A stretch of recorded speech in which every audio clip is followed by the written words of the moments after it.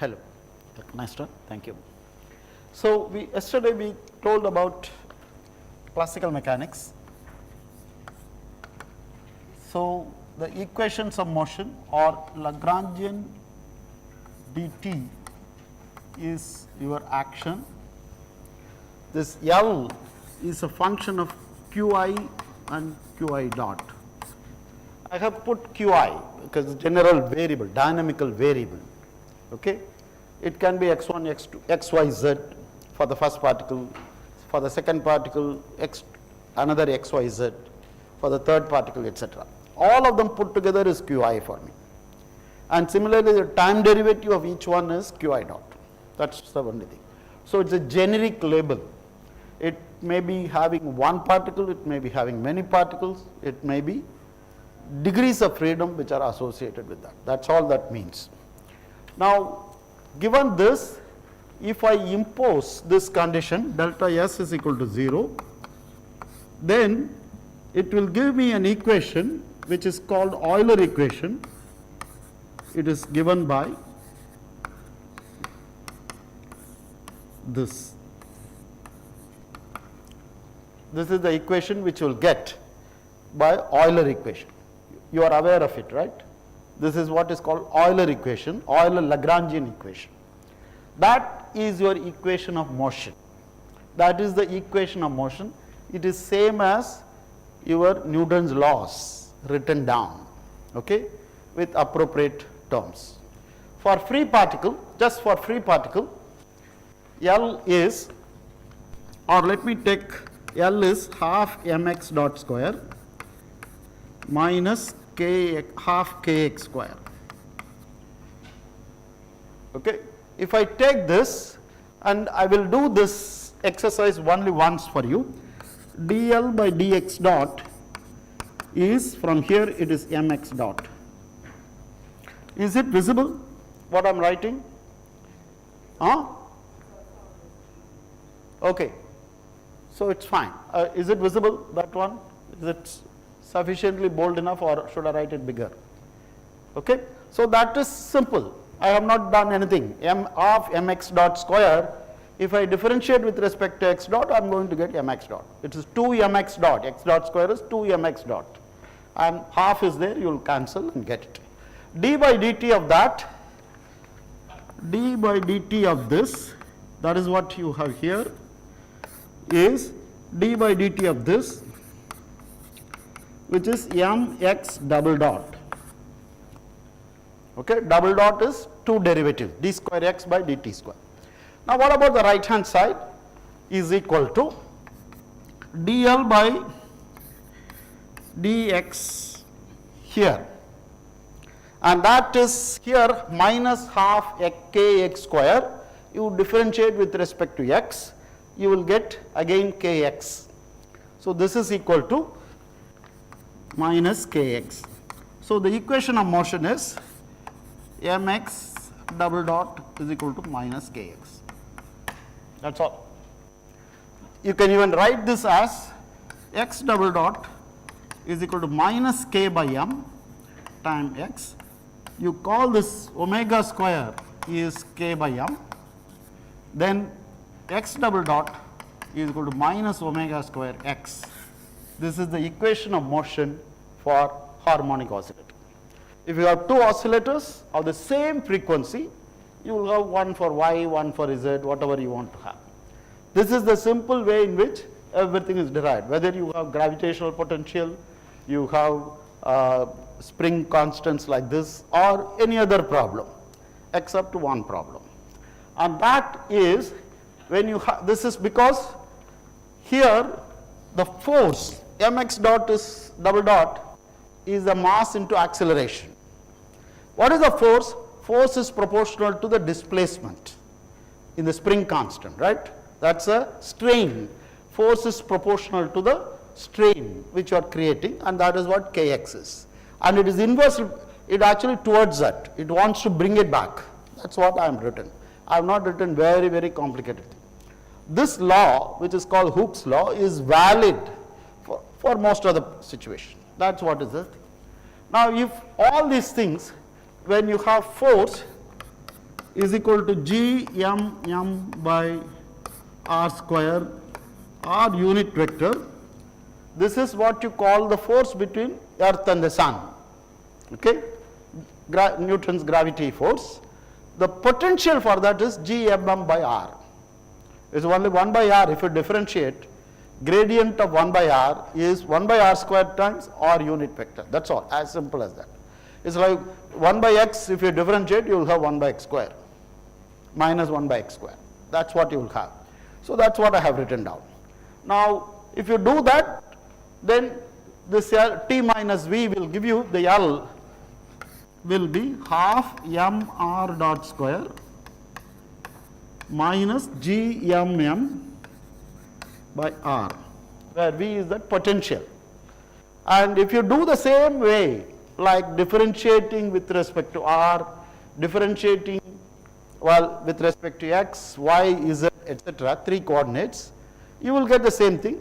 But differentiating with respect to x, y, z is very complicated, because that r is square root of x square plus y square plus z square.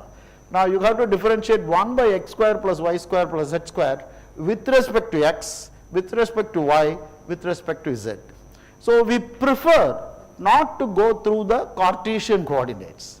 We use what is called spherical polar coordinates. You have heard of spherical polar coordinates? It uses r theta phi.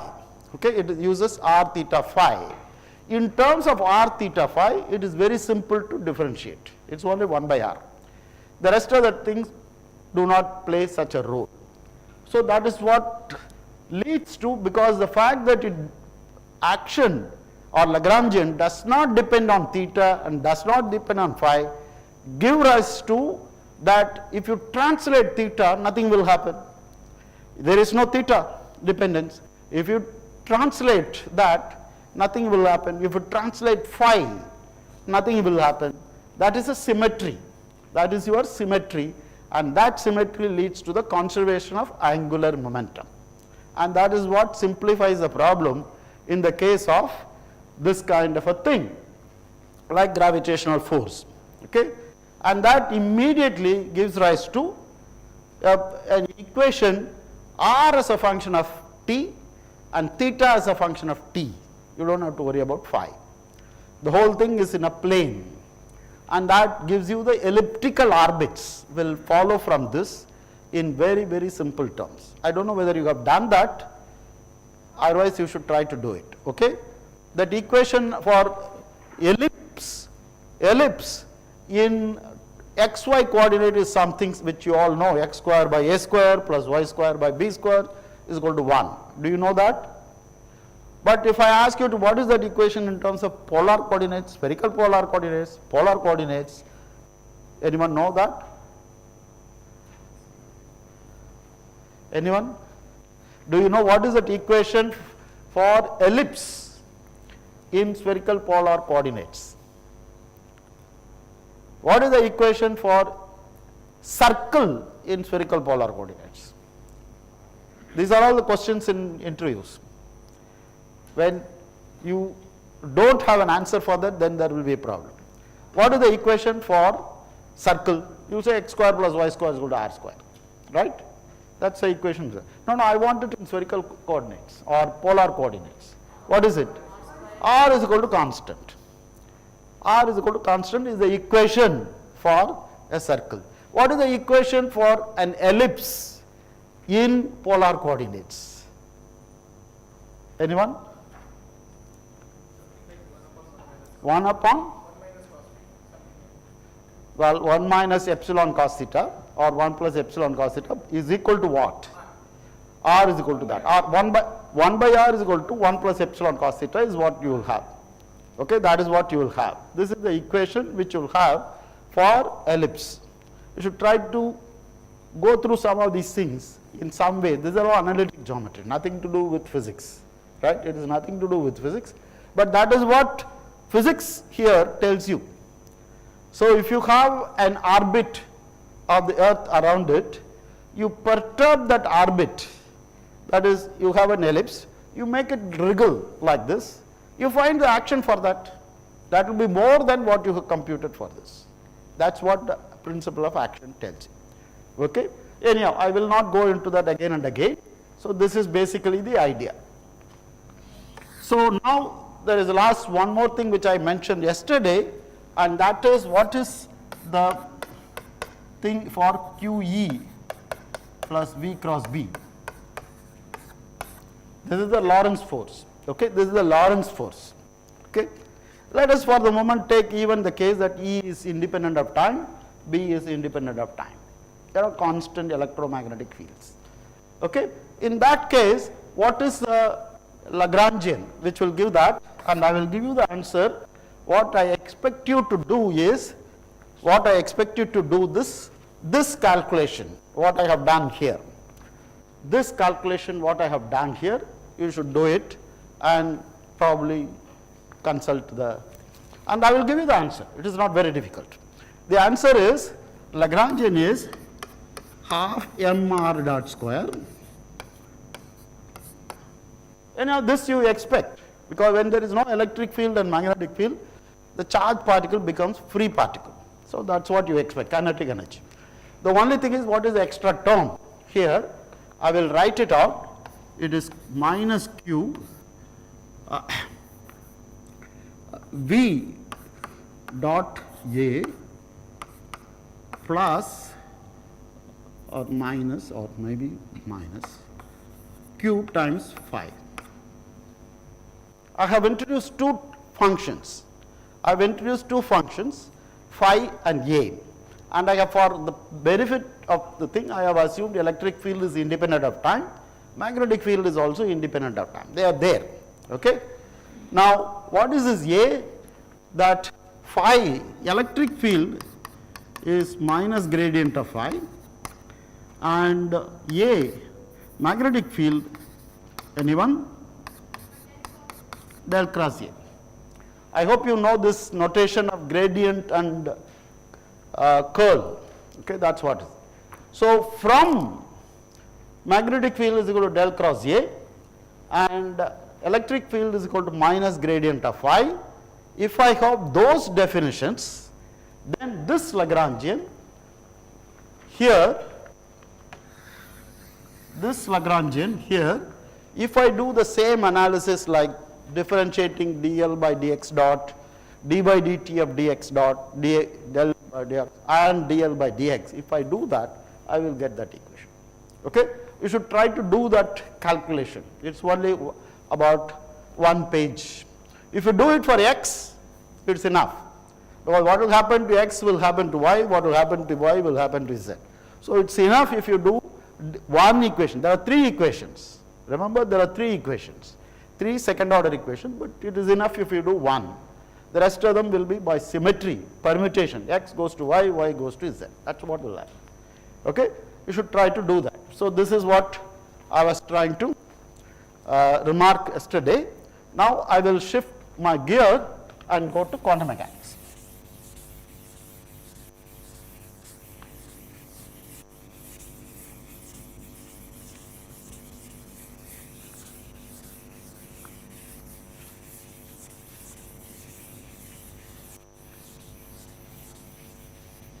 Okay. In quantum mechanics, there are 2 ways of giving quantum mechanics, actually many ways, but I will give you 2 ways for the benefit. One is Schrödinger equation. So there is a complex function psi, complex of x, y, z, so I will generically write only x. When I write, it can be x, y, z. If it is a 3-dimensional problem, it is x comma y comma z.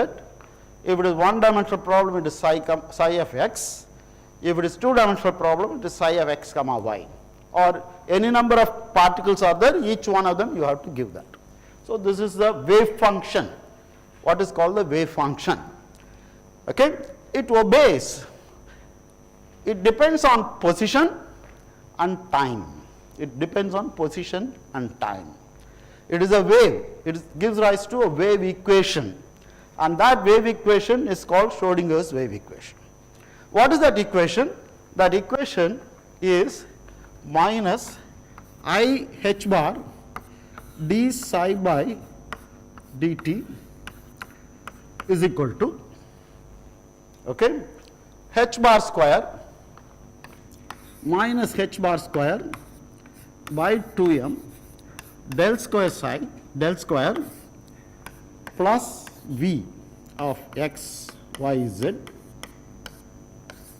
okay, psi. That is the equation which is called it's a wave equation. Have you heard of wave equations? Okay, wave equations describe some wave. What is the property of the wave? That wave, when it moves from, if it is a curve like this, after some distance it will have a wavelength and then frequency both. It will be described by wavelength and frequency. It can be a linear combination of frequency and waves. So it can be a linear combination, you need not assume. So it will be having a form like f of x minus vt. So it will be f of x minus vt or f of x plus vt. The wave can move in this direction or wave can move in this direction. So it is a kind of a wave equation like this, okay, wave equation like that. And so this is what came from whatever de Broglie said as the particle nature of, the wave nature of particles. Okay, if you remember the history, the photons, light, behaved like particles, waves, which was done in Young's double slit experiment. Have you done that? Young's double slit experiment or diffraction experiment, etc. That's what you expect from waves, right? Now, it happens even in water waves. The water waves also. In fact, the great interesting thing is the wave, when the light wave which is coming here in this direction, and there is a wall here, it will even go bend towards this thing. It will bend towards this. Okay, that's what the diffraction will tell you. Okay, diffraction around an edge. That's a property of the waves. In fact, if you all remember, I don't know, maybe you were kids at that time, in 2004 there was a tsunami which was coming, the wave was coming in the Bay of Bengal, from the Bay of Bengal, Indian Ocean, it was coming, and towards India it was coming. Near Kanyakumari there is a wall. Kanyakumari, this thing is a wall, and it was making a bend and going towards the Kerala side. So that's a property of the waves. Okay, waves do that. That's what they are supposed to do it, and they do interference, they do diffraction, etc. Particles, on the other hand, no, it goes straight, right? If I throw a stone, it will not bend like this. Well, nowadays, if you have a cricket ball, if I throw it in some way, the angular momentum and the air movement can be adjusted such that it goes like this. Okay, that's what the swing in cricket will happen, but that is due to more complicated phenomena. Particle tries to go only in the straight line, but that is not the property of the wave initially. So that's what is the problem which was there, but people proved that light has a wave-like property. But around 1900, suddenly it realized, if I want to explain my black body radiation and later photoelectric effect, etc., that the particle nature of light is needed. That was the concept which was there. Then there was a problem, well, if light behaves like wave and particle, what about electrons? Do they behave like that is the question, and the proposal was made, oh yeah, electrons also behave exactly like this. So they said that electrons behave like particles on Mondays, Wednesdays and Fridays, and the rest of the time it does the opposite. So something like that. There was a big confusion about this, and the whole thing was unified for both of them in this kind of a Schrödinger equation which is there. In the Schrödinger equation, we don't have an equation for photon. If at all, it is only our electromagnetic field equation. But we can describe an equation for light in relativistic context, quantum mechanical or quantum mechanical equation, which probably you will learn later. But as far as Schrödinger equation is concerned, it talks only particles with mass, some mass. Exactly like Newton's equation I mentioned, I asked you what is the Newton's laws for photon. Okay, F is equal to ma. What is the mass of photon? No, zero, I don't know.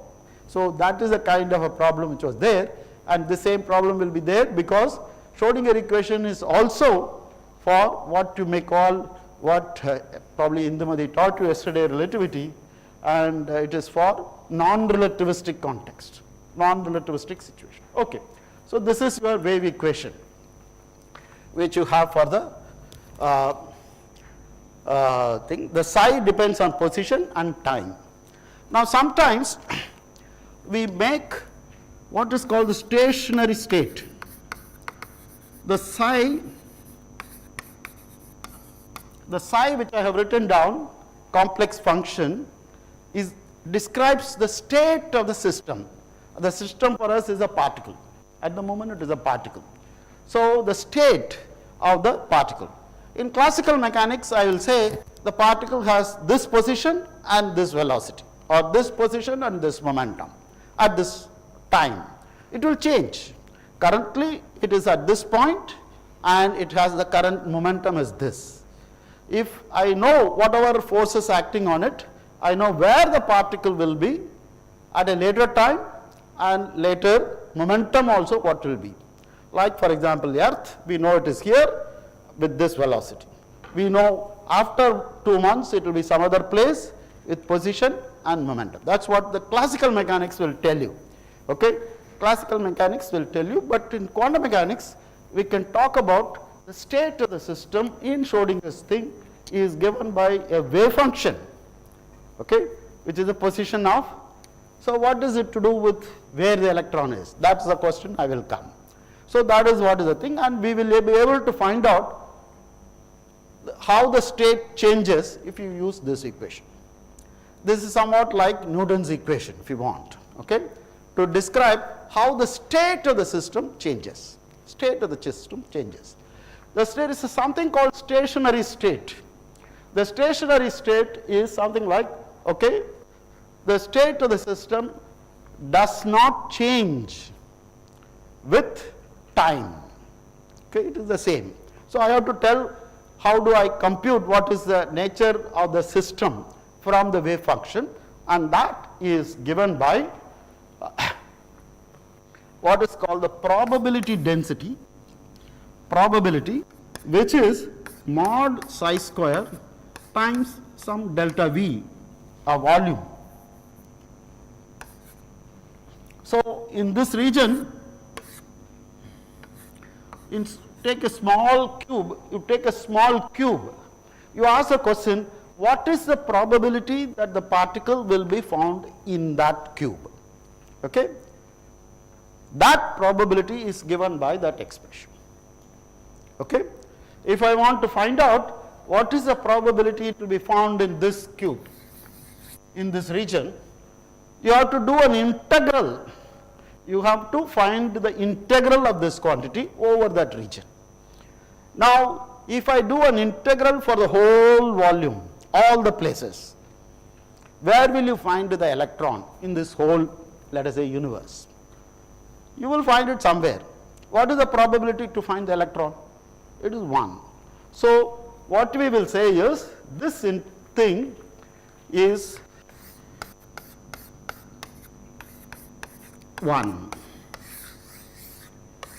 That is 1. The probability to find the particle, let me not call it electron, particle, because I didn't even put a charge for it.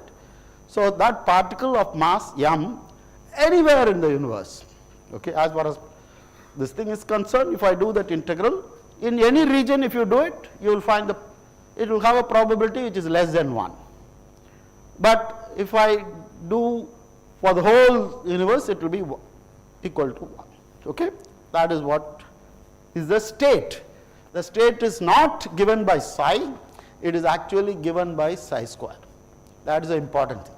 So that if I change my psi by e to the power I alpha times psi, I change it, psi going to psi prime is equal to e to the power some constant times psi. Okay? What is the state of the new thing, psi prime? It has the same probability density. Okay? As far as the probability density is concerned, it is the same.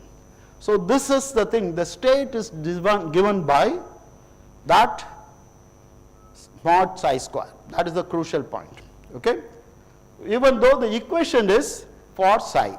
Even though the equation is for psi. This is what you should remember. Okay. So that is the first part. So the second part, second way in which the quantum mechanics can be given is what Heisenberg did. This is Schrödinger's thing.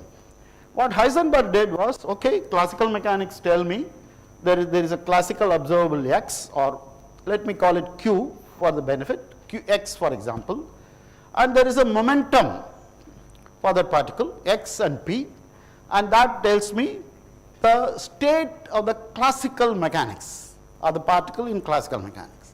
Okay? Correspondingly, he said that corresponding to x, there is an operator called x hat, there is an operator called x hat, and there is an operator called p hat, or px if you want. Okay? There are two operators in this case of one particle, x hat and p hat.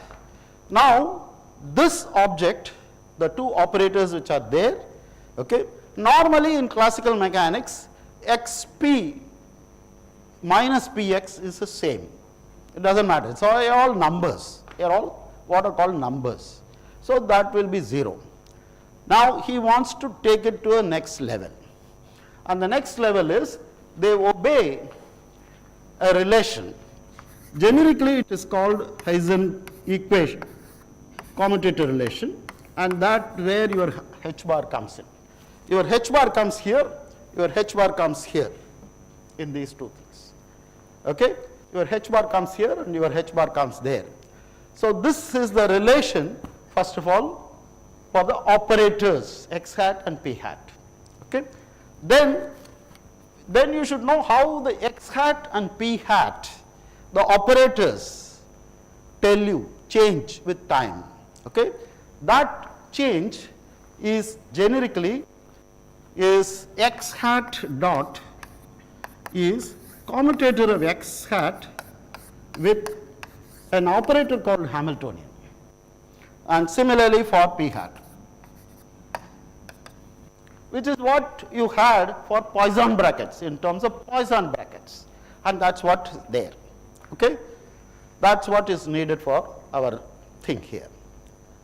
Now, in all these things hereafter, the value of h bar is not playing any role, except is a number we need it. Okay? Unfortunately, in our levels of physics, we want to use, as long as it is not 0 but that's a constant value, we will associate a number 1. Okay? Number 1. For me, h bar is equal to 1. For me, the velocity of light, c, is equal to 1. Now, you may be wondering what the hell, c is equal to 1. Okay? It all depends on what is the unit you are using. It depends on what is the unit here.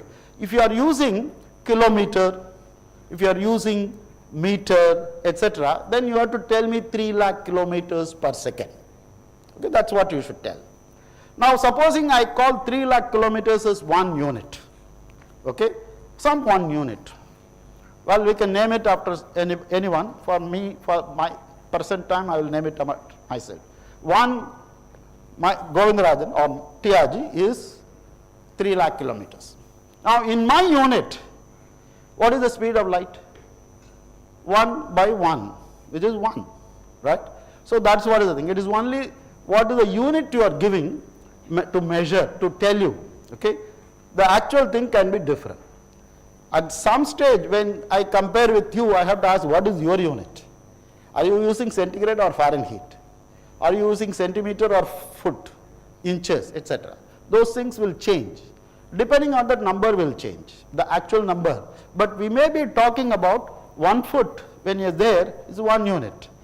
It might be actually some 24 inches, or in terms of centimeters, 30 centimeters, etc. Okay? So, this is the thing, the units, actual units can be different, but the number you can fix some unit so that it is 1. H bar is 1, C is equal to 1. That's why I am not writing hereafter this, even though I have written here, I will remove all these things. For me, it is I times 1. Okay? Is that clear? Is the confusion sufficiently grounded? Yes? It's Schrödinger picture. Okay. We are used to say that psi is a state, right? Even when we are doing measurement and all. It's like the state psi will collapse to one of the eigenstates. Yeah, yeah. So, okay, go ahead.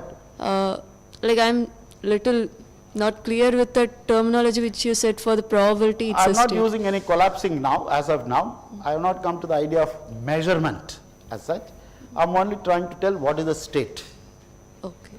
I'll find out the state is described by actually not psi, it is psi square. Okay. Okay? And the state will change with time. So the state which was here with some classical mechanics things which you had, when you want to describe it will change. Okay? Now I talk about the measurement and other issues slowly to the level, because it is a little more complex. The idea of measurement theory in quantum mechanics is far more than what Schrödinger imagined and what Heisenberg imagined. It's far more complicated. But for our purposes, we will try to do that. Okay? So this is basically the idea. So I'm only talking about the state is described by this. Okay. Now what is the difference between this? This is what you may call as the Heisenberg picture, and that is what is called the Schrödinger picture. That is what is called the Schrödinger picture. I just want to give a simple trivial way in which the difference between them can be understood. Now first you can ask the question, I said these are all operators. These are all operators. Okay? These are all operators. There the wave function psi is there. Now the question is, these operators act on where? Operators should act on somewhere, right? So that is that action, it acts on, generally the name is Hilbert space, vectors on a Hilbert space or Hilbert space. We need not worry into too much details of Hilbert space, except that I have some vector space. Okay? I have some vector space, and vector space, probably you know, there are vectors in 2 dimensions and 3 dimensions and any number, and on that vector space there are operators. So I will give you a simple example of that. So for example, I can have a 2-dimensional vector space x comma y or x1 x2. This is a vector space. Any vector is specified, some vector here, let me write a1 a2. It is what you will write a1i a2j, right, unit vectors, etc. Or I will be writing this as a column vector. As a column vector, that's my vector space. Okay? Now if I want to find the length of the vector, we will say it is a1 square plus a2 square, which is something like, you take the various ways you can write a1 a2 as a row and as a column, or if you have another vector b1 b2, you can take the dot product also. You can take the length of the vector like this. This is what you have, right? So this is what is required as a starting point, vector space. It can be 2-dimensional vector space, it can be 3-dimensional vector space, and it can be 4-dimensional vector space, because I didn't specify it there. Unfortunately, for this object which you have here, the vector space which you want has to be infinite dimensional. Okay, it has to be infinite dimensional. Why is it so? Because this is my vector, and in this vector I can do 2 things. I can take the vector and change it to another vector. a1 a2 goes to a1 prime a2 prime. Okay, a1 a2 goes to a1 prime a2 prime. What is it you have done? You have taken the vector and moved to this thing. So that vector, as a function of time, it can go from this to. You can even take it as a curve, okay, as a function of time. That's what has happened. Now what is it I will say? I have rotated the vector from a1 a2 to a1 prime a2 prime. So that operation is a rotation which I have done in this vector space. So that operator is a rotator, rotation which I have done. That is one thing here. So the state, the vector is a starting point with a vector state, goes to another vector, which is what has happened. Okay, that's what has happened. Now I can talk about this thing in two ways.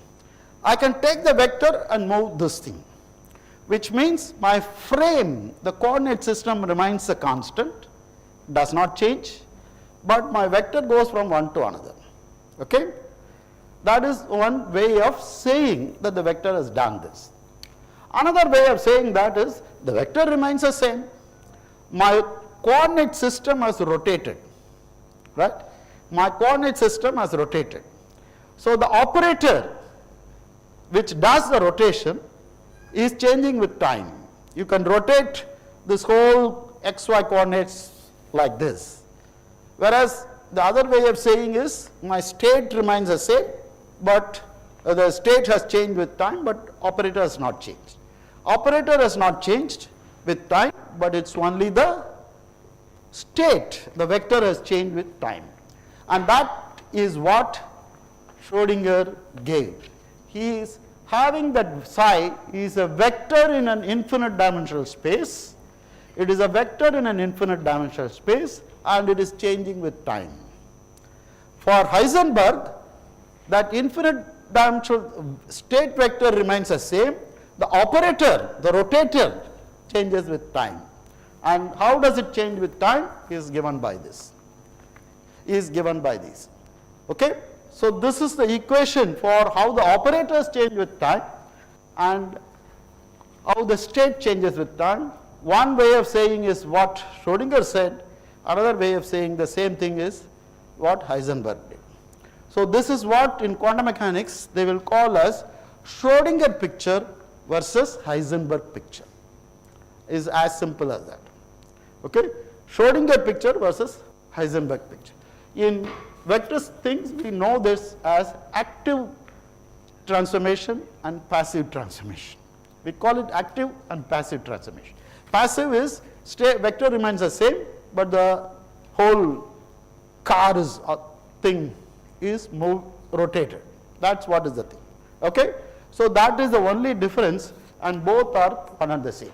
Now I mentioned in these things, I gave the example with 2 dimensions here. Okay? Why 2 dimensions? Because I can't have 1-dimensional vectors, then it is only a number. Then x hat with p hat, if it is a 1-dimensional thing, it will simply, vector space, it will only commute. X hat p hat should be equal to p hat x hat. Now, the fact that if you have written like this,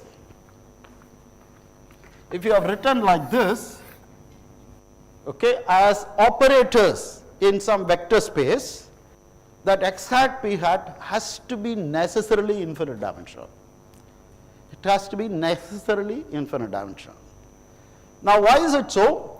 And that is because if they are numbers, they will commute. But if I have 2 matrices A and B, because after all what I am doing is when I go to operator, I make them as matrix. That's why it is called matrix mechanics, because numbers will not do. So I am going to associate a matrix, and I will tell you what that matrix is also when I do the harmonic oscillator.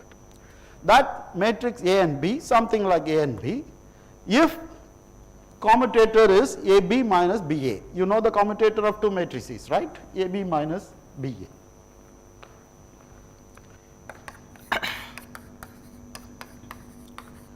Let us take any finite dimensional matrices A and B. Okay? Now, if I find the trace of the commutator AB, you know what is the trace of a matrix? It simply add all the diagonal terms. You add all the diagonal terms. If you add all the diagonal terms, you will get the trace of that matrix. So I find the trace of AB, which is trace of this object. Okay, trace of this. So A is a matrix, B is a matrix. You multiply it out and find out the trace. Okay, any finite 2 by 2 matrix, 3 by 3 matrix, 4 by 4 matrix, 10 by 10 matrix, 100 by 100 matrix, million by million matrix, trillion by trillion matrix, any matrix you write A and B, if you find the commutator A and B, the trace of that will be always 0. It will be simply 0, right? So try to prove it. You know matrix algebra, matrices, you know about matrices, you find out Aij, you call it matrix, it does not matter how Aij can be from 1 to n, okay. From there you can prove trace AB commutator has to be 0, okay, has to be 0. But if that matrices are finite dimensional matrices, is the relation AB commutator trace is 0, is it true if the matrices are infinite dimensional? Answer is it is not true. And that is the reason here I have my operator which is x hat p hat, and I find the trace of this, I find the trace of that, you expect it to be 0. You expect it to be 0. But what is it you have written on the right hand side? You have written it as trace of IH bar. Now what is that matrix which I have written there? Identity matrix. It is only 1, 1, 1, 1, 1 everywhere. Okay, 1, 1, 1 everywhere. So the trace of that is the dimension of the matrix. Trace of IH bar is n. What is the d by d matrix? It is d times. If it is 2 by 2 matrix, 2 times. If it is 5 by 5, it is 5 times. That is what you expect. Okay? So you expect on the right hand side that number is not 0. It is not 0. Whereas you expect this to be 0 if it is a finite dimensional matrix. Okay? Is there any question? Yes? Like even if it's finite dimensional, we say the trace is 0, the trace comes out to be 0. Why is that a problem? Why is trace? But the left hand side is 0 and right hand side is non-zero. No sir, I mean if x cap and p cap are considered to be finite dimensional vectors, then that relation cannot be, you cannot find a vector space for which this is a finite dimensional matrices, whereas because this is not 0 and this is 0. I see. And it is possible to find only if the matrix is, it is an infinite dimensional matrix. Thank you. Okay, that's what is it. It's possible to find. I'll tell you what is it infinite dimensional space is. Okay, and in fact that infinite dimensional space you already know it. I don't know. It's very simple. Unfortunately, these are all something which you know. Have you been taught Fourier series? You have some idea about Fourier series, and that's what I'm going to do. So this is what is the thing. So what is that vector space?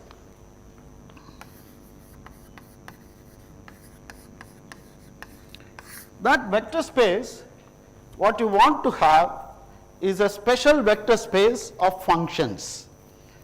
If you have psi as a function of x, let us say 1 dimension, psi as a function of x, right, 1 dimension. It's a 1-dimensional space, the particle is in 1 dimension. Psi as a function of x. Now you have given this relation, this thing, mod psi square, psi of x. It's an arbitrary function in 1 dimension. So let me write down, this is my 1 dimension x, this is the psi, so it can be like this, some function I have drawn for your benefit. Okay? But it should be such that this is equal to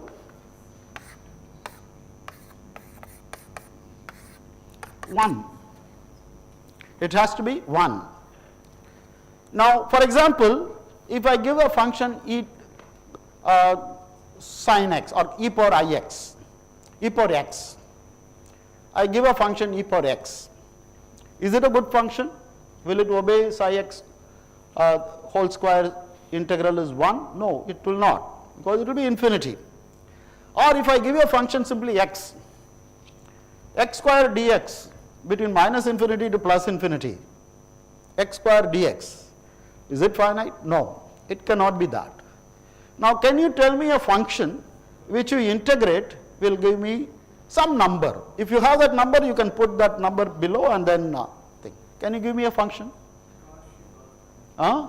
Yes, so this is what you know, e power minus x square, e power minus x square, if you square it, it will be x square by 2 to start with. If you square it, you will have e power minus x square integral dx from minus infinity to plus infinity. So the area of this curve e power minus x square on the x-axis, along with the x-axis, is only a finite number. It's only a finite number. So it is a good function. Okay? Such functions are called square integrable functions.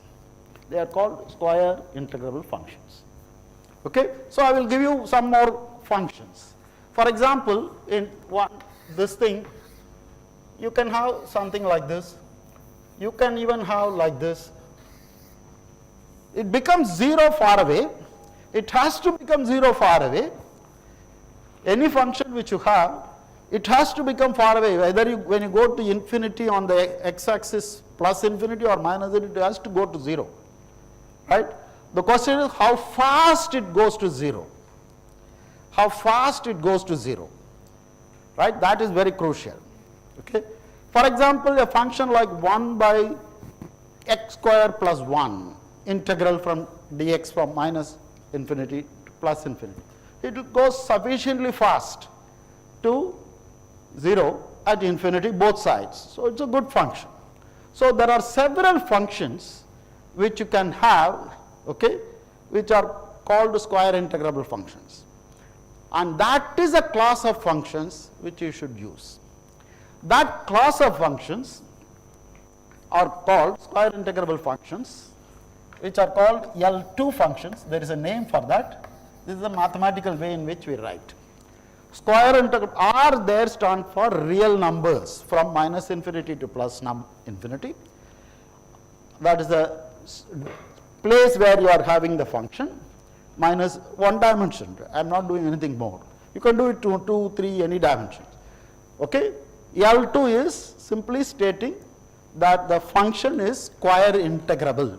You take the function, square it, integrate it from minus infinity to plus infinity. Are you getting a finite number? If you get a finite number, you divide by that number and call that as a new function. Okay? And that will be equal to 1. So only those functions are allowed in Schrödinger picture. Okay, it is allowed in the Schrödinger picture. Now those functions which you have here is a vector space, and the vector space is infinite dimensional. It is a vector space, infinite dimensional vector space, and that is all that is required. Okay? So that infinite dimensional vector space in which operators x hat and p hat are there. So these things, I am going to erase them. This relation which you have here, I have to see it as x hat, p hat acting on psi of x, which is square integrable function, produces for me I h bar psi of x. That is the relation which you want. Okay? So I can have some nice representation for the operator x hat and p hat. One such representation is x hat on any function f of x is equal to x f of x. Simply multiplies it. X hat acting on f of x gives me simply x f of x. X hat is an operator on the left hand side. On the right hand side, it's only a number in that coordinate system. You should distinguish between hat and unhatted. Okay? And similarly, what is p hat? P hat f of x is minus I h bar d psi by df by dx. df by dx. P hat acting on f of x is only differentiates this with a constant which is I h bar and gives you that answer. So that's what you are having. What does it mean? X hat is an operator. So f x is a vector. As I told you, it is a square integrable function. It is a vector in some infinite dimensional space. And an x hat acting on that will give you a new function, x f of x. Similarly, p hat acting on that will give you a new function, differentiate. So it gives you a new function. So psi has become psi prime, or f has become f prime. Similarly, f has become df by dx, it has become a new function. That's what the vectors do. The vectors change from one value to another vector, right? It can be a1, a2. Even if it is infinite dimensional, I can write an in-column vector. I can write a column vector, I am going to do it, which is infinite dimensional, starts from some 0 to infinity. Okay? That is the kind of functions, and all the square integrable functions are labeled like this. That's what x hat does, p hat does. So the difference between Schrödinger picture and Heisenberg picture is this object psi of x changes with time, given by Schrödinger equation. Okay? That is what the state changes with time. Now Heisenberg picture is this doesn't change with time, these things change with time. X hat, this operator and this operator changes with time. So Heisenberg picture is only x hat as an operator changes with time, p hat as an operator changes with time, psi x always remains the same. Whereas in Schrödinger picture, it is psi which changes with time, x hat does not change, p hat does not change with time. But they are only equivalent way of saying the same thing. They are all equivalent way of saying the thing. So these two representations, I will call it a new term. The term is called these two representation, Heisenberg picture and this thing are equivalent. They are one and the same. They tell the same physics. Okay? That is the beauty of that. Okay?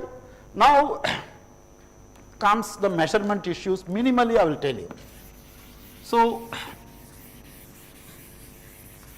the important thing is, if I measure the position, I am given a state, psi of x. I am given a state. I want to know if I measure position of that particle, where is it? Okay? There will have several places, because it has a probability. If it has a probability, then it can be found here, sometimes it can be found here, it can be this thing, etc. So there is something called expectation value, which is simply take the x hat, that psi of x, let me write, you find this quantity is equal to psi star x hat psi dx. You find this quantity. Earlier I found only psi star psi, right? I integrated psi star psi. Now integrate psi star x psi. Okay, so it's a new function which has come now. Xi is a new function. So find this thing, find this number that will tell me the expectation value of this operator, of this thing. It is a number. Finally, it is a number. What you meant by this, when you try to see where the particle is, very large number of time it will be found at that value. It will be distributed. The maximum number of this will be here. But so if I try to find the particle, it will be it will have some value like this. this is the maximum here. But you will find at different places at different times. So this is what you have here. But this will be distributed. It will be distributed from here to here. Okay? The expectation value tells you where you will find, let us say, a large number of times. Okay? Maximum number of times if you want. But what is required for us is not this quantity. What you need is x hat square expectation value minus x expectation value square. This is what is called the delta x. What is the expectation value? Okay, this is how far. If you have, the point is it is distributed from here to here like this, you will find that this is the region in which most of the time it will be found. It is a small region within which it will be found. Okay, that is the number. Okay, there is a maximum value and within, so it can be found, say at this point, within some 1 foot from here, 1 foot from here, it will be found more all the time. In fact, very large number of times, 99.9%. So that is what you call as a expectation or uncertainty about this x hat when you do the so-called measurement. When you do the so-called measurement, that's what you need. Now this number is always positive. X hat square minus x square average is always positive. It's easy to prove. It's almost like the theorem which you have,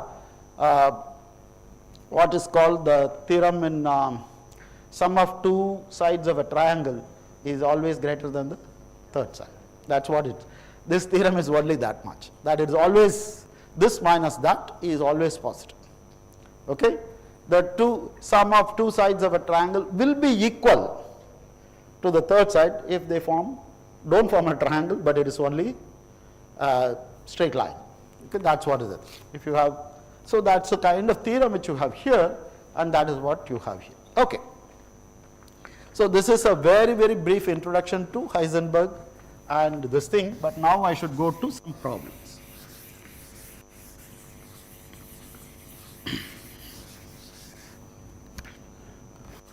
Okay. A simple exercise. I'm going to do a simple exercise, and that also is what is not normally taught in colleges, etc., as a first starting point. First, you need what is called the stationary state. I'm going to assume psi is e to the power I e t. I'm going to take, I should write e power I e t by h bar. Okay, because that's the dimension. Energy times time is the dimension of h bar. So I'm going to assume h bar is 1. So I'm not writing that h bar.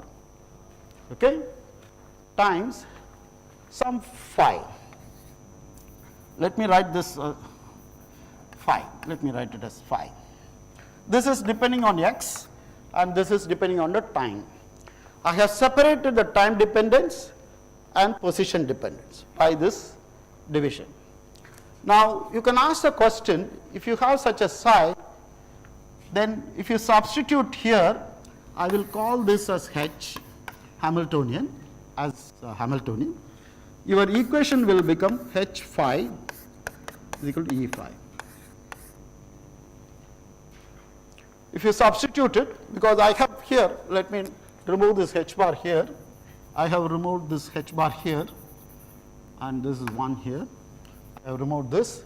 Substitute it, you will find that this differentiation with respect to time will bring a factor of I e. There is a minus I e that makes it e phi here. Okay? And the right hand side is only h phi. Okay? That's what is a very simple differentiation. This is called time independent Schrödinger equation.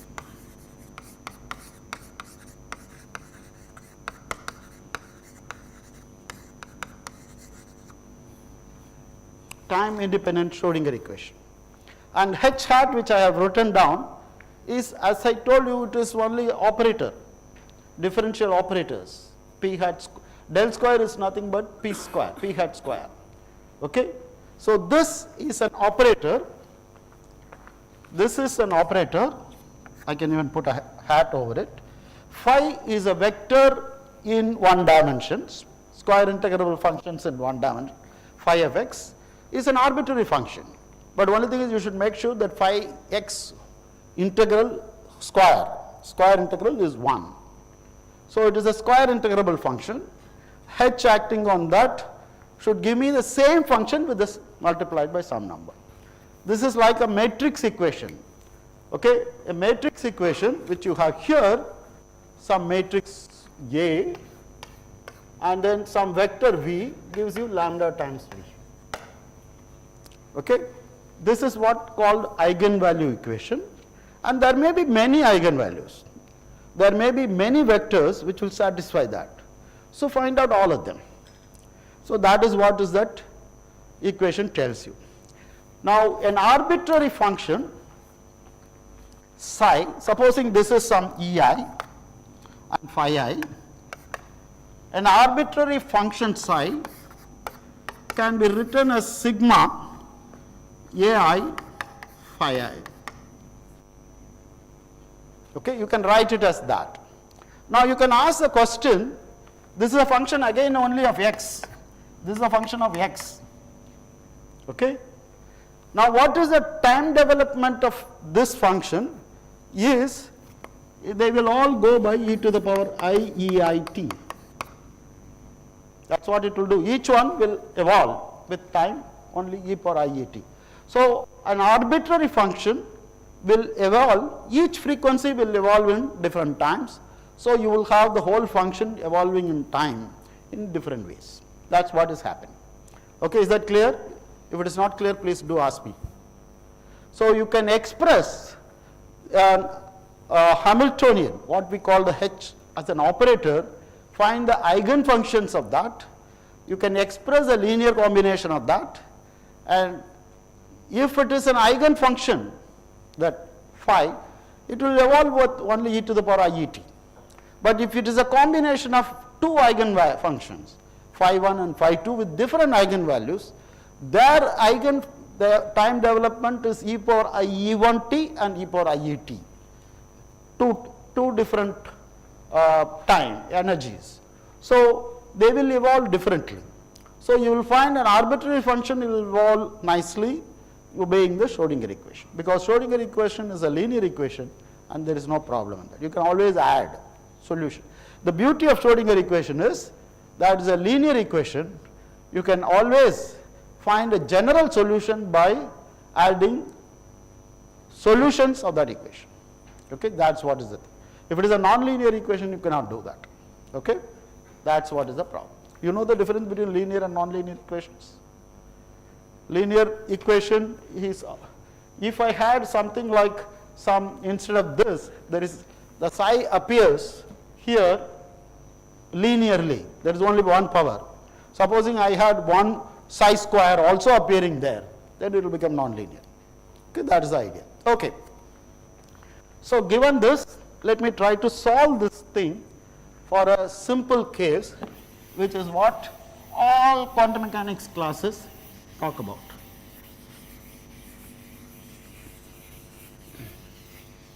Which is called particle in a box. Okay, particle in a box. I didn't tell what is that V of x. Now I am going to tell you what is the V of x. Okay, I am going to tell you what is that V of x is.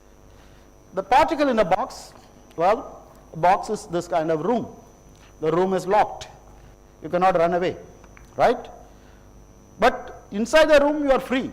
You can go anywhere. It is a free particle inside this room, but once you go to the wall, you are hit by a wall which will push you back. That wall is infinite potential. You cannot cross the wall. So I am going to give you that picture. This is in one dimension. The V, this is my origin. This is a point which is, I call it as length of that box is 1 unit. length of the box is 1 unit, and this is 0 potential, V is 0 here, and V is infinity here.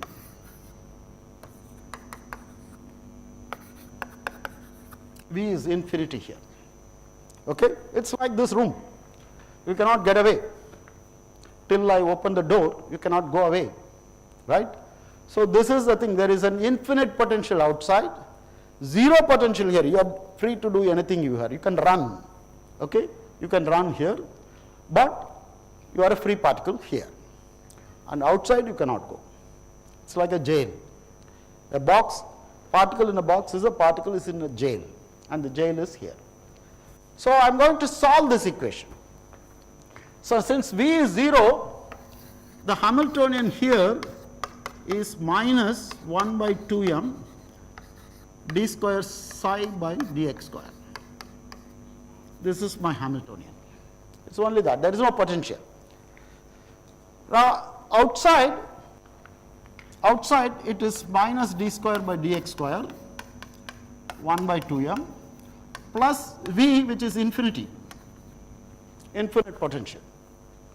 Since it is infinite potential, you cannot find the particle outside. You say the particle cannot be found outside. So it is 0. The probability will be 0, so the function will be 0. So you expect the psi to be 0 here and everywhere. Psi is 0 here and psi is 0 here. Okay, the function is 0 up to that point.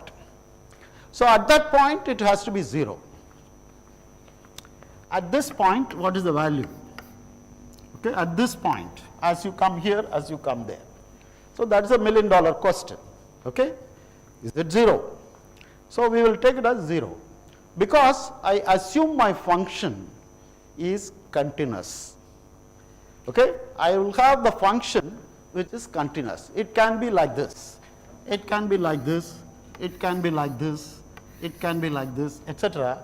But inside it is some function and reaches 0 value at the end points.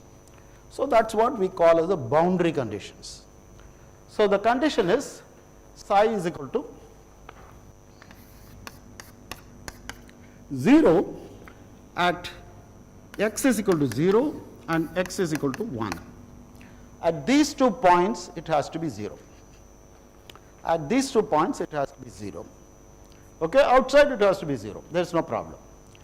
Okay, that, and it should be square integrable.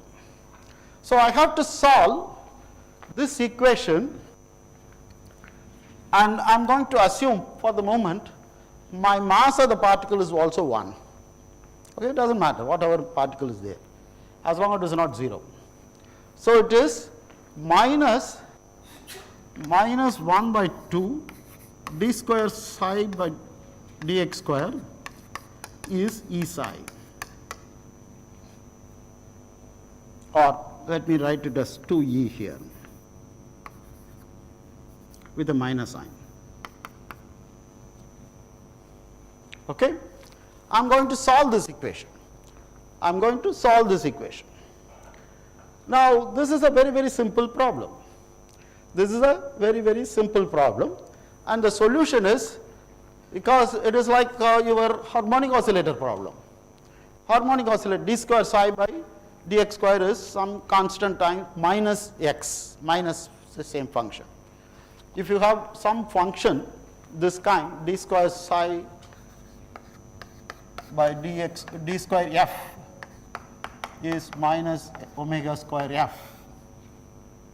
If I write like this, the solution is sin x and cos x.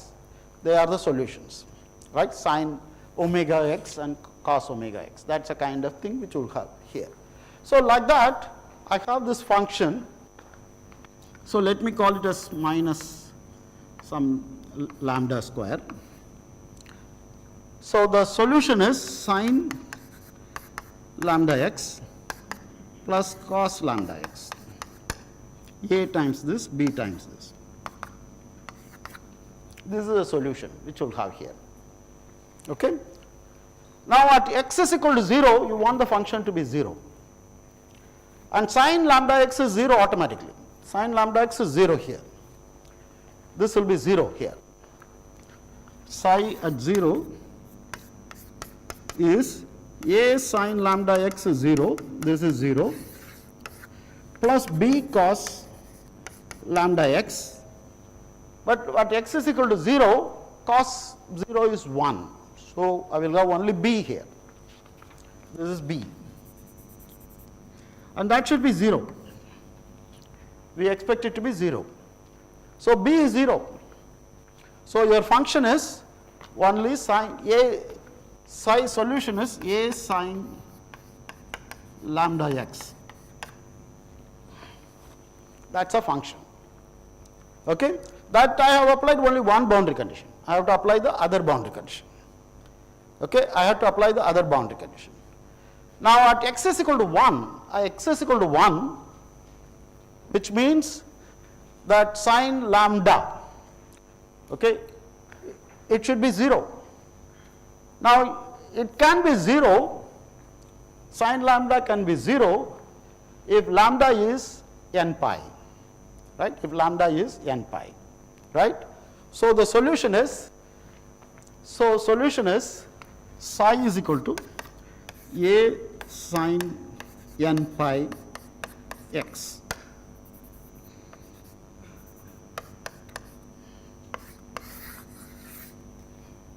And let me call it as psi n here. For each value of n, okay, for each value of n, if n is 0, there is nothing, the function is 0, we do not want it. N is equal to 1, there is a solution. N is equal to 2, there is a solution. N is equal to 3, there is a solution.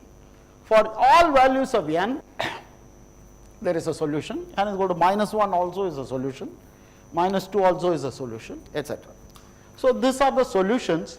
A general solution is, what is the eigenvalue? Which means I have to differentiate that, d square by dx square. Okay? If I differentiate that, I will have n square pi square. If I differentiate that, it will be n square pi square.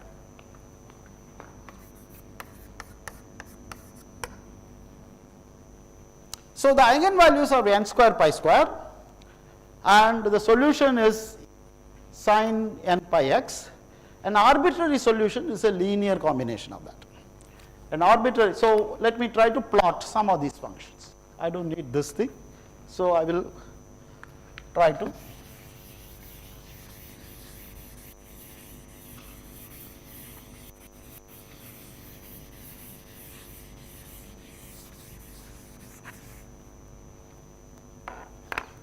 So, this is my 0 and 1. When n is equal to 1, it is sin pi x, right, sin pi x. So, it is a function like this. Okay, it is a function like that. For n is equal to 2, sin 2 pi x. So, it will be like this function. For n is equal to 3, that will be very simple. It will have like this. So, you can have different solutions, which are what you all know in if you have done sound and other things. If I give you a string, I hold a string and she holds a string, one end. If I try to do this, there will be a wave. And standing modes, what we call standing modes, they are the standing modes. An arbitrary combination of standing mode is a solution for Schrödinger equation in this case. They all obey. At x is equal to 0, it is 0, and x is equal to 1, it is 0, and standing modes are there. Is that clear? That is what is called particle in a box. Particle in a box is only that much, as simple as that. You have done the quantum mechanics. First, quantum mechanics. Unfortunately, even in this there are some complications, and that complication is not what is probably not there in many books, and I am going to give one of them, because next 10:47, by 11 I want to finish. So, I will tell you what is that. Okay? Is there any question till now? please ask me, because I'm going to give you some interesting thing. Now you have learnt from me, you can go and bother your teacher, your school, college, or wherever you have. Okay? An arbitrary function is psi is an sine n pi x, right? I don't know whether you have done Fourier series. Have you done Fourier series? What I am doing is only Fourier series. There is nothing. I am doing an arbitrary function. I am doing, this is my x axis, between 0 and 1 there is some function here. I write like this. Let me write something like, some function like that. Okay? And it is periodic. I repeat it again and again.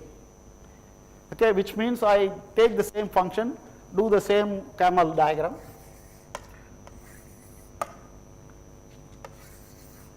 It's a periodic function. Okay, I can express my periodic function with the period 2 pi, with the period pi, this thing, in terms of sine series. That's what I have done. What I am doing is only take the Fourier series example and using it here. Standing modes are only that much. Okay. So all the other things are not there. So the other camels are not there. So you have to remove them. It is 0 here. You have to remove them. You have to remove them. You have to remove all of them. Everywhere it is 0. Everywhere is 0. Okay. If I give you such a function, you can always expand it in Fourier series. As simple as that, right? Is there any questions so far? Okay. So this is some function. So any function here is this thing, and the eigenfunctions are signed this thing. The eigenvalues are n square pi square, n square pi square. Okay. Now if you have an eigenfunction, if you have some eigenfunction h psi n is En psi n. If I try to find out for psi n the expectation value for h,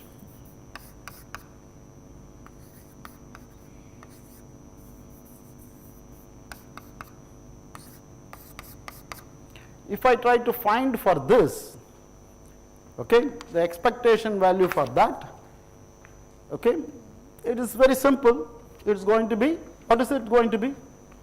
H acting on psi n is En psi n. En is a number, you can pull it out, and psi n star psi n is 1, integral is 1. So the answer is En. The answer is En. Expectation value of Hamiltonian in the eigenstate is simply the energy eigenvalue. Now what about this quantity, h square?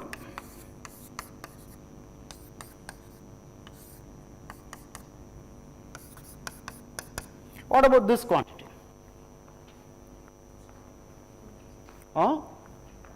What about that quantity? Again, h acting on psi n is En psi n. Again h acts on again the same psi n. So it will be En square. Right, it will be En square. So this will be En square.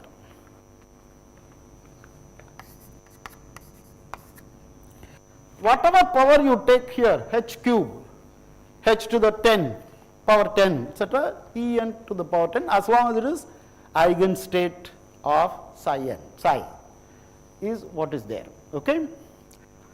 So this is the first thing. So now I am going to find out h square average minus h average square, this quantity. Okay. For the pure eigenstate, for eigenstates, for this told me that h square average is En square if it is eigenstate. H average is En, the square of that is again En square. So this is 0, if psi is equal to eigenstate. If it is an eigenstate, the answer is 0. If it is an eigenstate, the answer is 0. If it is not an eigenstate, a linear combination of that, it will not be 0, it will be always positive. Okay, that's an important point. Okay. I'm reaching my punchline.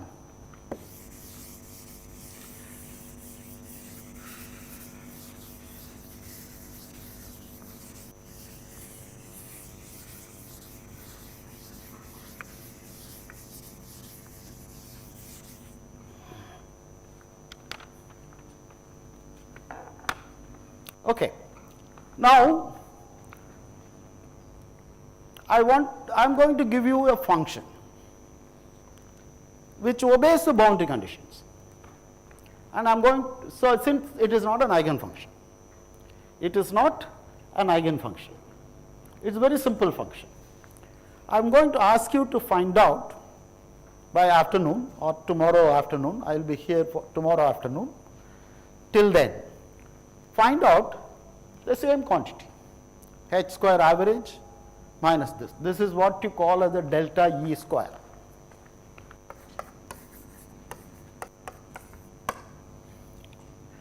Okay?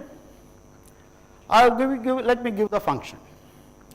The function is psi is equal to x into x minus 1.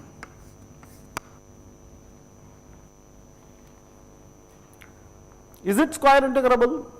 It is 0 outside. I have to only integrate x square. Let me find the norm factor, integral.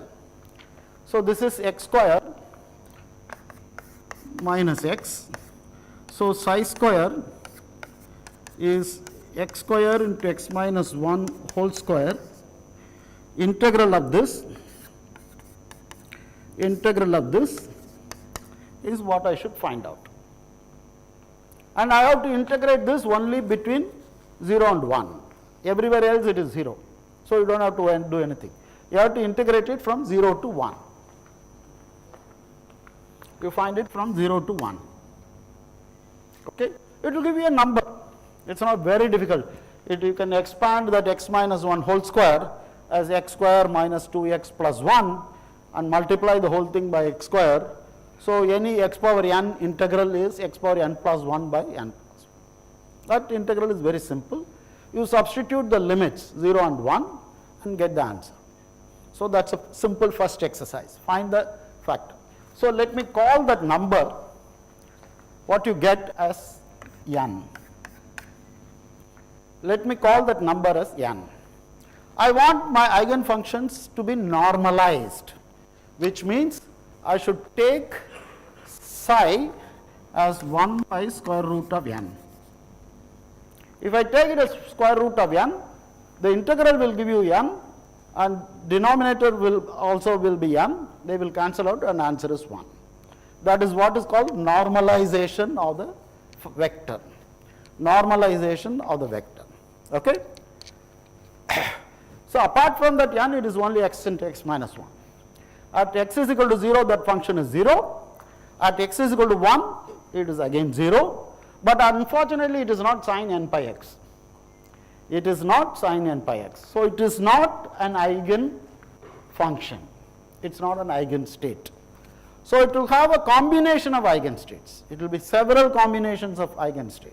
It will have infinite number of them also, possibility. Because this is the thing, Fourier series. Okay? Find out this quantity.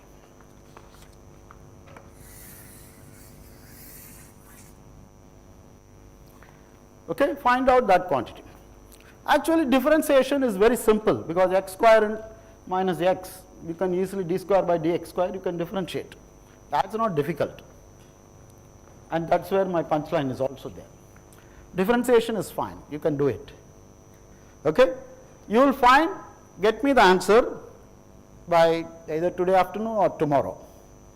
Okay? And this is the first exercise which I wanted to do. And it also has some subtle thing which is not Up to this people will do, all books, textbooks, everyone does that sin n pi x by L. They will have not 0 to 1, it will have 0 to L. They will have 0 to A, or somebody will have minus L to plus L. All those things are fine. They are only trivial changes. 0 to 1 is fine. But after that they will get the eigenfunctions and then expand it and then do that, well, things, etc., explain it. But some complication which arises is the thing which is there. Last 3 minutes I want to spend something about this again. This is my box, V is 0 and V is equal to infinity here. V is equal to infinity here. What is it I said? My function, okay, my function psi of x is continuous function, right? There is a subtle thing here. This function is 0 here, it may be like this and like this, right? That is a continuous function. There is a continuity there, okay? But it is not smooth function. Why is it not smooth? If I find the derivative of the function in this place, as I go here, it is 0. The derivative is 0 as you approach that wall. But the derivative of this is like this. Derivative, as you know, is a tangent. Derivative is nothing but tangent. The derivative here will be like this. The derivative here will be like this. There is a tangent here and there is a tangent there. So that's why you don't call it a smooth function, but you say it is continuous function. The continuous function is the value you don't have, it doesn't jump there, okay? A non-continuous function will be like this. Okay, let me draw for you. Here, a non-continuous function is 0 here and 0 here. Okay, it goes to this value. If you want, it, after reaching this here, it goes to this value. And then maybe you can even put some wriggles here, right? That's a non-continuous function. 1 more minute, I'll finish. 1 more minute. I am maintaining my time. So this is the thing. That's a non-continuous function. The one which is there is a continuous function. The derivative is discontinuous. The derivative is discontinuous. So in quantum mechanics, you can ask the question, should the wave function be a continuous function? Should it be a smooth function, differentiable function, at what level you want? Okay, that is the question you can ask. You should go beyond what is there in textbooks. In many textbooks, they will say it should be smooth function. Everything will be smooth, etc. Because that's all they know. Okay? But answer is, now we have given a function here which is not smooth, is continuous. It is continuous but not smooth. That is because my function is 0 beyond that wall, x is equal to 1 and beyond. It is x is equal to 0 and beyond, but it is non-zero only here. Is it allowed? That's the question. And the answer is yes, it is allowed. Because what is it you are trying to do? You are trying to solve a differential equation where the differential equation is like this.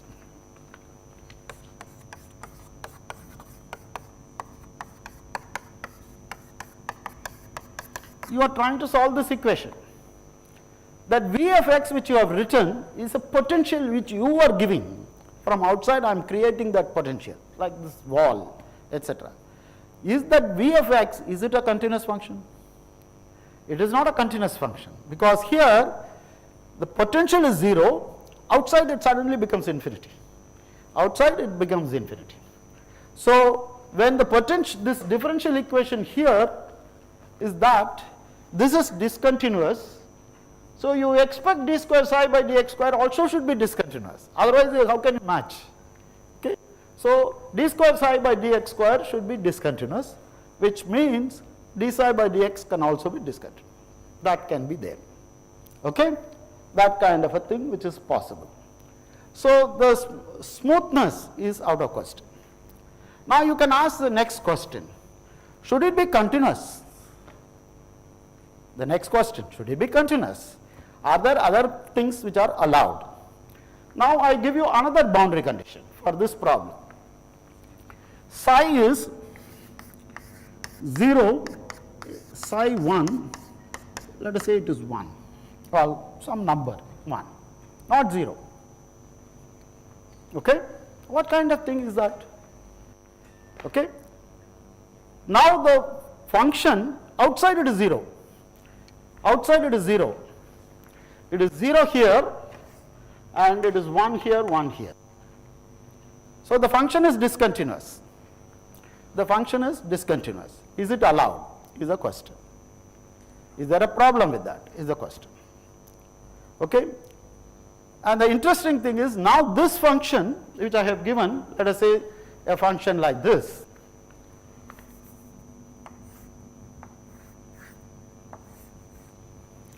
The function is discontinuous because it jumps from here to here, it jumps from here to here, but the derivative is continuous.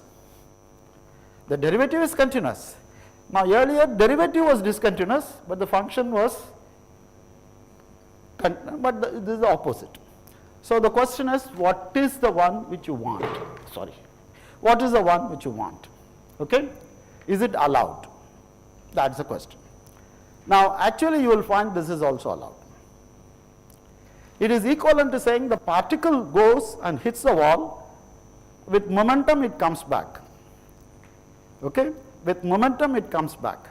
So the probability of finding the particle on very close to the wall is not 0, because it goes and hits and comes back. Okay? That's not 0. Whereas in the previous case the probability of finding the particle very close to the wall is 0, because it is a sign function. Here it is not 0, non-zero value.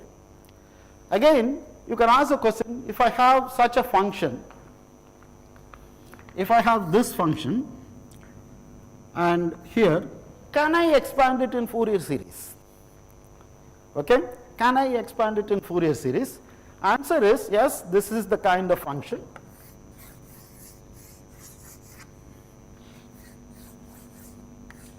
That's also allowed. This kind of functions can be expanded in Fourier series. Right? It's periodic. It's periodic. It's periodic and it is allowed. So this is the mystery that is allowing in the Fourier series, and that happens precisely in quantum mechanical problems also. Particle in a box, and try to work out that quantity, and more subtle things about this, even in the very simplest problem, I will tell either today or tomorrow during tutorials, either today afternoon or tomorrow. I will probably join the students. Okay? This is basically the idea. Next one I am going to do harmonic oscillator, and I will do hydrogen atom angular momentum, from where I will jump to angular momentum. Hopefully by tomorrow I will finish up to angular momentum. Next 2 days will be time independent perturbation theory and time dependent perturbation theory, to the extent I can finish. Okay? Thank you. Now if you have any question, you can ask me. I am available here, and also you have any questions? Sir, sorry. So I think using that equation, if we don't assume psi to be continuous, we can, I think, prove that energy will come out to be negative from there. So minus d2 psi by dx2. Let's say at 0, around 0 we look at some epsilon range within 0. If we integrate that equation, so minus. There is no problem. You will minus d square by dx square, that function operator. Which I am saying if psi is not continuous. Even then, it's always positive. Because there is a very simple result. If I give you a matrix A, it will have positive or negative eigenvalues. But let us say all are real eigenvalues. It will have real eigenvalues, but positive and thing. Square of that, it will be always positive. So there is no negative thing possible. That minus d square by dx square is nothing but square of that minus I d by dx. Yes. So even if momentum has both positive and negative values, the square of that is positive definite. I see. No, so my You question. just give me one function, simple, take same function, Right. and even you take eigenfunction, Right. okay, not continuous, it's continuous, or if you want you would take that other function, or cos if you want, and find out that value. You will not find it to be negative. Okay? Other questions?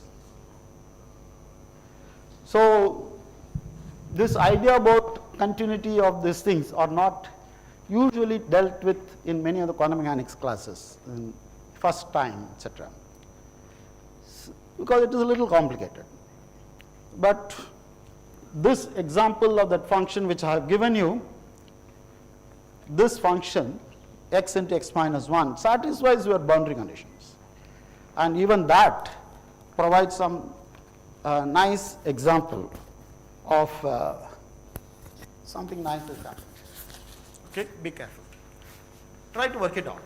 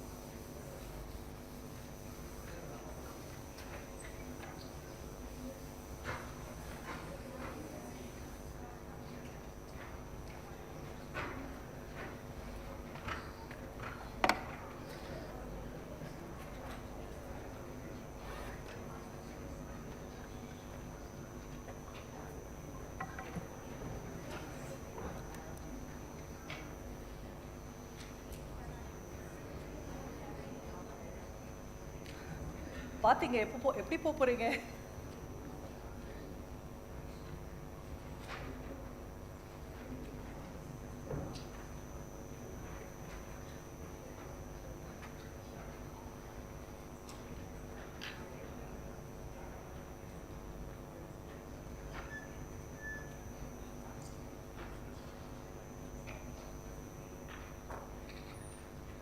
Just one second, they're trying to replace the clock.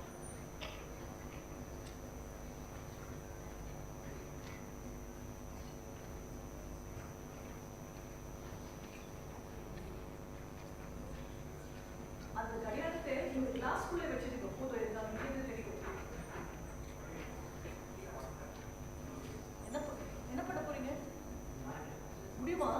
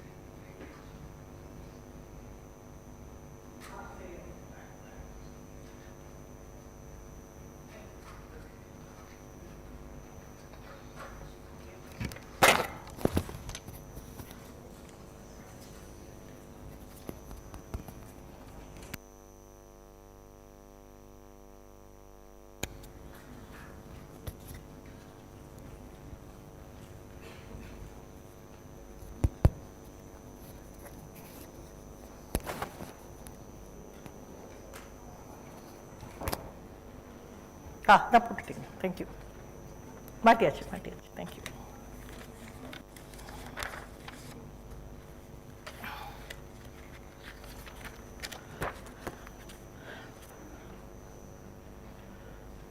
Okay, so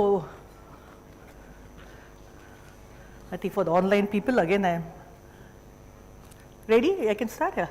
For the online people, I am Indumati, and this is the lecture 2 of special relativity. So I want to start with relativistic kinematics. So we did a little bit of it, but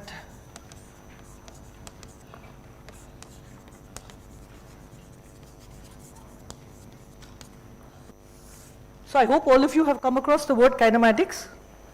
So kinematics means that I don't care what has given the particle the force, right? It could be gravity, it could be electricity, it could be anything. Under a force, the motion of that particle, right? Whatever the force may be, if given the force is of this magnitude in this direction, the motion will be the same. So that part is called kinematics. If you actually want to ask what kind of force was it gravitation or electromagnetism or strong interactions, that is called the dynamics of the problem, and the two together is called mechanics, right? So here we are looking only at kinematics. So we already looked at the Lorentz transformations, and I want to show you today that there's a very big difference between transformation of the space x prime t prime and transformation of the velocities.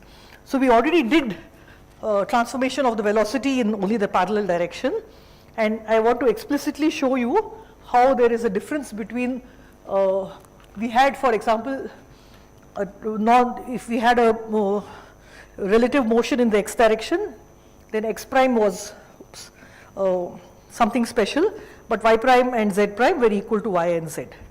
Now we will see that uy prime and uz prime are not the same as uy and uz. And can anyone guess why that is? In fact, you've all done relativity, you should know why that is. Why is that so? Why is that so? Because if you look at the definitions, right? So look at the denominator, that will tell you. Somebody answer?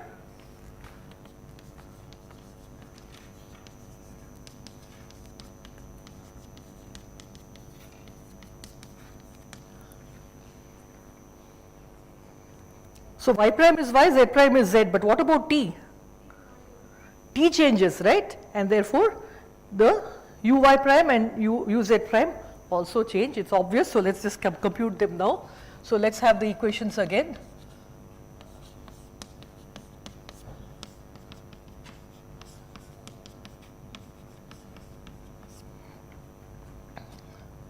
So what is u x prime? Delta x prime by delta t prime, right? So how would you solve this? How will you solve this? Look at the transformation of the numerator and denominator, right? This is the chain rule. So do you know delta x by delta t? Yes, because x prime is written in terms of t, right? So delta x prime by delta t is known here, and delta t prime by delta t, so the inverse of this is also known over here. So I can write both of them. So what will I get? Let's write delta by delta t, let's write them down, gamma times x minus vt, and 1 by delta t of gamma times t minus vx by c squared. And what is gamma? Is gamma a function of t? No, right? So I can remove the gammas. So I only have, what is delta x by delta t? Delta x by delta t, ux. Is v a constant or is it a function of time? Yeah, it's a constant. It's the boost with respect to the two frames sigma and sigma prime. I didn't write that again, right? There is a frame sigma, there's sigma prime, they coincide at t equal to t prime equal to 0, various things. So v is just a constant. What is delta t by delta t? This is higher mathematics, right? So what do you have? 1 minus v ux by c squared. So I am not going to burden you with the remaining thing. You can see that when you have the uy prime, let us just write one more step, uy prime is delta y prime by delta t by delta t prime. And what is delta y prime by delta t? Y prime is equal to, so this is simply uy by the same denominator, right? So this is, but we can't cancel the gamma now. Now you look at this, and of course uz is the same thing. So whether it's y prime or z prime, they will be the same, right? Yes. Not visible?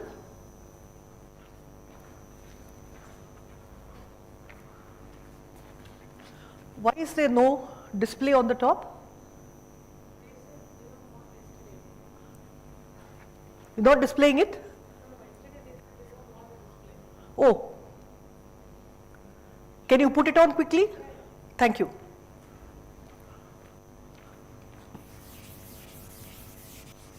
Sorry, I was just assuming that there was a display. I didn't even notice there wasn't one.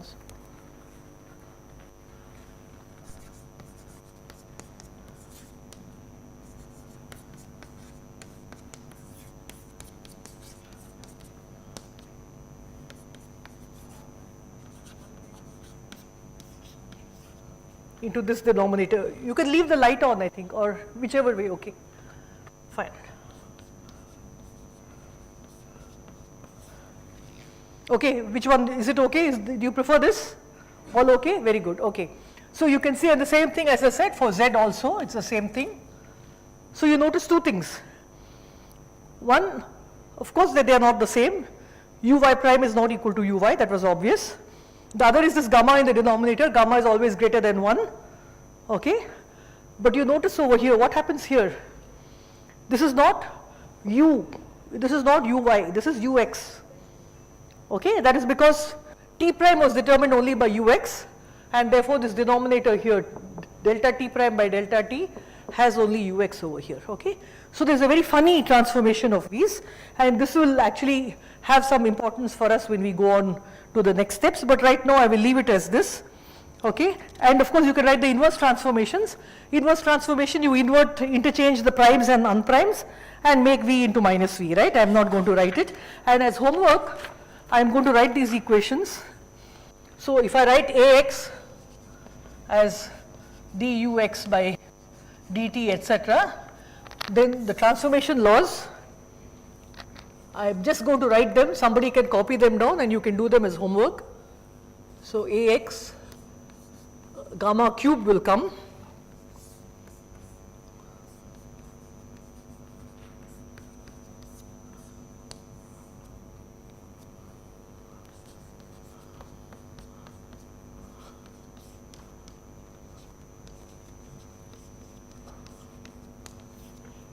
You can see how ugly it becomes.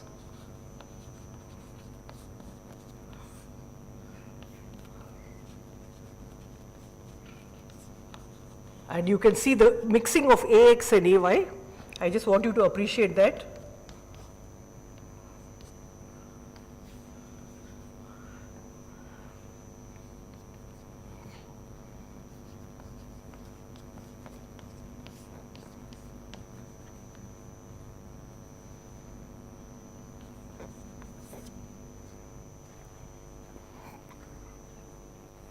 Okay, so please try it out. It's instructive to realize that when you have an accelerating particle in one frame, then the accelerations are truly weird in the other frame. Okay, they are completely non-trivial. That's because already you had a mixing of ux appearing in uy, and therefore you can see the derivatives will also have ax and ay and az all mixed up. Okay, the only comment you can make is that when gamma is small, a prime is equal to a, and you get back, the force law of Newton from Galilean relativity, right? So I don't want to make any more statements about that. I want to go on to two applications of this kinematics. Both are very relevant, one for astronomy and one for cosmology. So the astronomy one is a very old observation, which is aberration of starlight.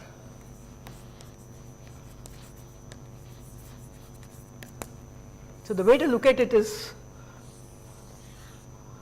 this is the sun completely not to scale, and this is the earth going around the sun, and there's a very distant star over here. So let's say that the star is some distance L away. So this is my star. Okay. And you can see that when the earth is here, let's call this theta, and when the earth is here,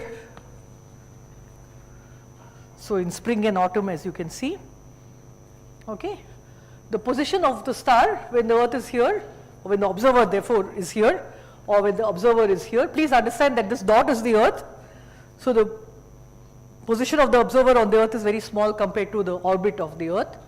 But you can see that here the earth is moving with some velocity in different directions. So this little change, or this full angle change between the two maximum, this thing, tells you that if you focus on this distant star, which appears to be at rest, all the distant stars, they are, that the really distant stars form the referential inertial frame according to Newton, right?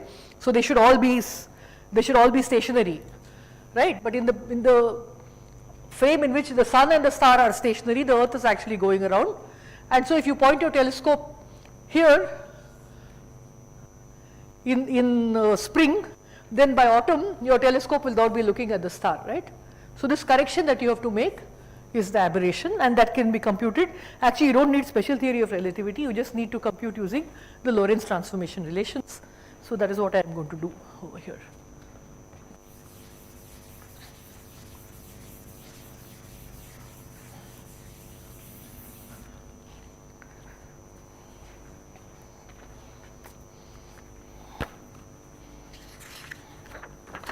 So there are lots of diagrams here just to make it easy for you to see. So this is the frame sigma, so let's call this x and y. Let us assume that the star is here and the observer is at the origin. Okay, but the earth here is moving in this position around the sun, right? So it's moving with, let us say, velocity v, which is known, okay, some 3000 kilometers per hour or whatever, going around the sun, and this is the distance to the thing, this is the direction, and its components can be written as, if this is, let's say, alpha, then this is minus u cos alpha, and this is minus u sin alpha. So other way around, no, cos alpha is this, sorry, if alpha is this, then this is cos and this is sin, right? Yeah, if this is alpha, that is alpha, so that is cos and this is sin. Okay? And then this is in sigma. What happens in sigma prime? I have to just draw the same thing. What happens in sigma prime? What is at rest and what is moving now? Here, the observer was watching this star. Now the star is moving, so I have to move. Here, instead of the earth moving with v, I make a boost minus v. So that observer is at rest in sigma prime. So because it's minus v now, the star is moving with minus v. Okay, so let's call this u prime, and this is, let us call this alpha prime. Okay, this is sigma prime.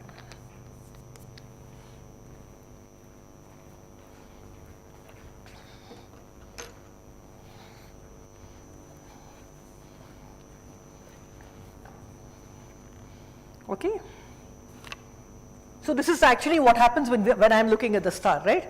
So this alpha prime is really the direction in which my, sorry for the drawing, my telescope must be actually pointed at alpha prime and not alpha, right? So now let us compute it in both cases. What do we have?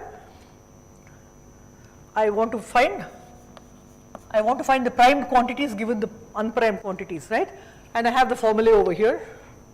So let me just apply them. So ux prime is ux minus v by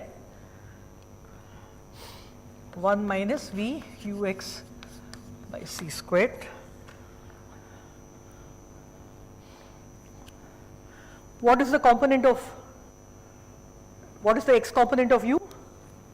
That is minus u cos alpha. But what is reaching you from the star?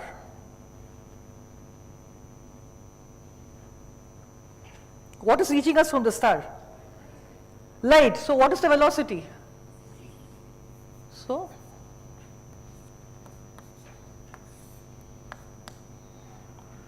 So 1 plus v c cos alpha by c squared. So I get this, right? Similarly, I can write, now you can see this uy prime will also have a role to play. So there will be a gamma over here. So what is uy? Minus c sin alpha by the same denominator times gamma, right? So gamma times 1 plus v by c cos alpha. So I can compute tan alpha. I have here sin alpha and I have here cos alpha. So let me first compute uy prime by ux prime.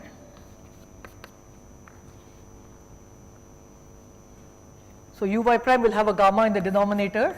This denominator will cancel with this denominator. So I will have minus c sin alpha by minus c cos alpha minus v. So let's make it all plus. Okay, and I can take out cos alpha. So I'll get c sin alpha by cos alpha is tan alpha by gamma, and I can even take out the c. So I can remove the c, and this is 1 plus v by c cos alpha inverse is secant alpha. So I have a solution for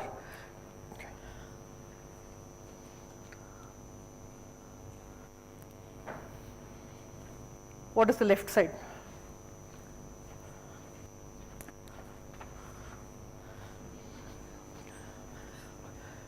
What is uy prime by ux prime?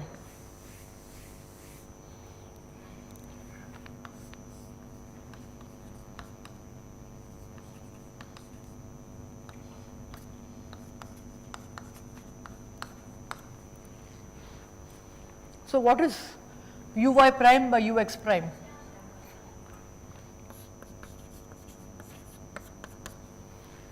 So I have a solution for tan alpha prime in terms of tan alpha with some secant alpha correction, and now these errors are all very small, So I can write this as approximately tan alpha 1 minus V by C secant alpha.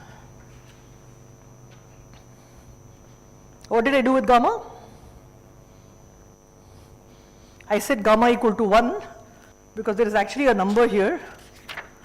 The number is the following. V earth is moving around the sun at 30 kilometers per second, which is 3 into 10 power 4 meter per second, and C is 3 into 10 power 8 meters per second. So the V by C is 10 power minus 4. So gamma is effectively 1, right? So I can drop gamma, and because gamma is effectively 1, V by C is small, so I have expanded 1 by 1 plus x as 1 by 1 minus x in the numerator, right? All this is okay, no problem? Okay. So there is a further approximation I can do. I can write alpha prime, since this change is small, I can write it as alpha plus delta alpha. So the change is something delta alpha. Okay. So I only want to find delta alpha. How do you expand tan of a plus epsilon or f of x plus epsilon? You know the Lorentz expansion, right? If I have f of x plus epsilon, it's f of x plus df by dx times epsilon at x is equal to x whatever plus 1 by 2 factorial. I'm only going to keep the first term, right? So what is the expansion for tan alpha plus delta alpha? It is tan alpha f of x alpha tan alpha delta alpha equal to 0 plus epsilon, which is delta alpha, times d by d alpha of tan alpha. What is d by d alpha of tan alpha? Secant squared alpha, right? And I'm not going anywhere further, is equal to tan alpha minus V by C tan alpha secant alpha. So you can immediately see that delta alpha is equal to minus V by C.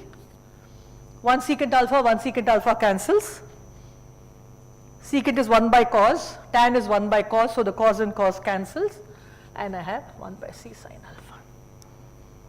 Okay. Now I go to the other 6 months of the year. What happens?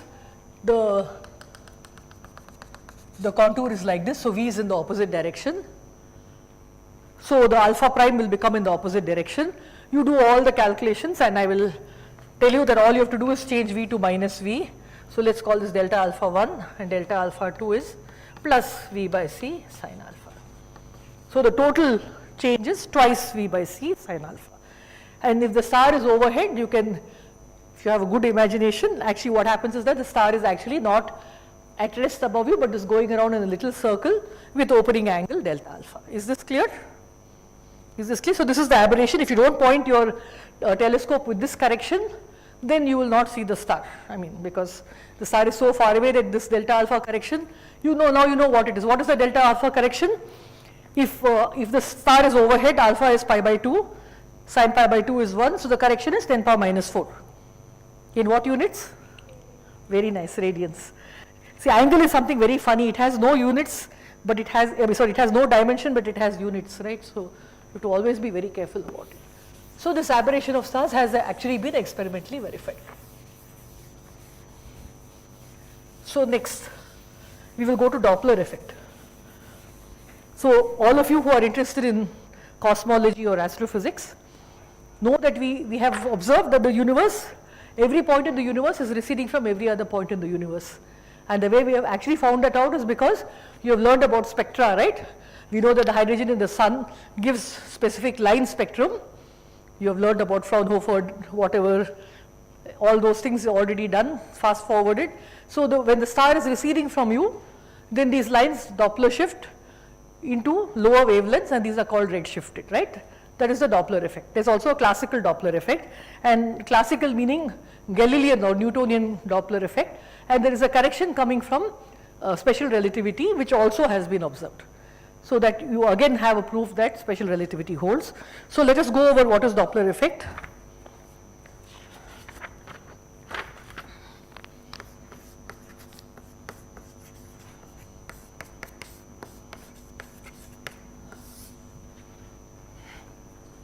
Okay. So earlier we had the velocity of the earth because it's going around the sun causing aberration in stars. Now it is the source, which is the star itself, moving with respect to the observer, which causes the Doppler effect. So I hope you understand the difference between the two. And the star can be, well, we see the stars receding from us. They need not recede. They can also go in the transverse direction. And you would have learnt in BSc that when they go in the transverse direction, there is no Doppler effect, right?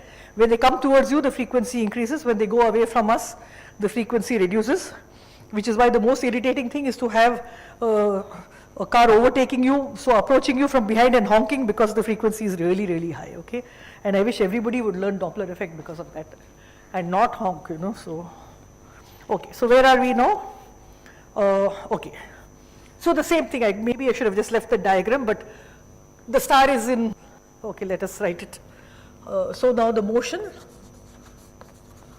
of the star itself or any source of light or sound or whatever, everything is going to tell you that there is going to be a difference, right? So now let us put the star at rest at the origin, right? That's x equal to y equal to z equal to 0 or x prime equal to y prime equal to z prime equal to 0, because we are going to be always at rest is sigma prime, right? Observer is in sigma and the guy who is going is in sigma prime. So let him emit or her emit or it emit a frequency nu prime. So there is a line spectrum. You will expect to see a frequency nu prime in your spectrometer. So in order to understand this, I don't know if I have written this. Okay, maybe I will come to it. Let me first set up the problem, then I will tell you what it is. So this star is emitting light, which we can think of as waves. We know that photons are particles, but light is also has a wave nature. And we can assume that maybe either the crest or the trough of the wave we can call an event, because we have to define what an event is, right? So here I have chosen to call the crest of every wave.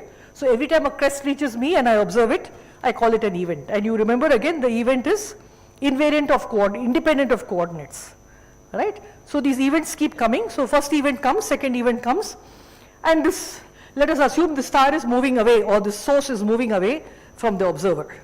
Where is the observer? Observer is at rest at O in sigma. Okay? So as far as the observer is concerned, star is moving away with velocity v. I hope that v and nu prime are not going to confuse anybody, okay? So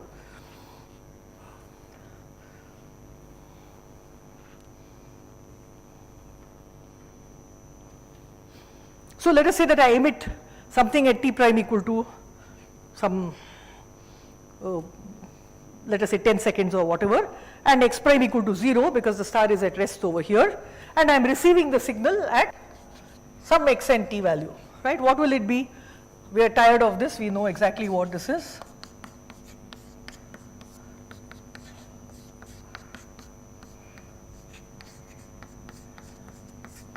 This is what we have. But now we are sitting in the origin, so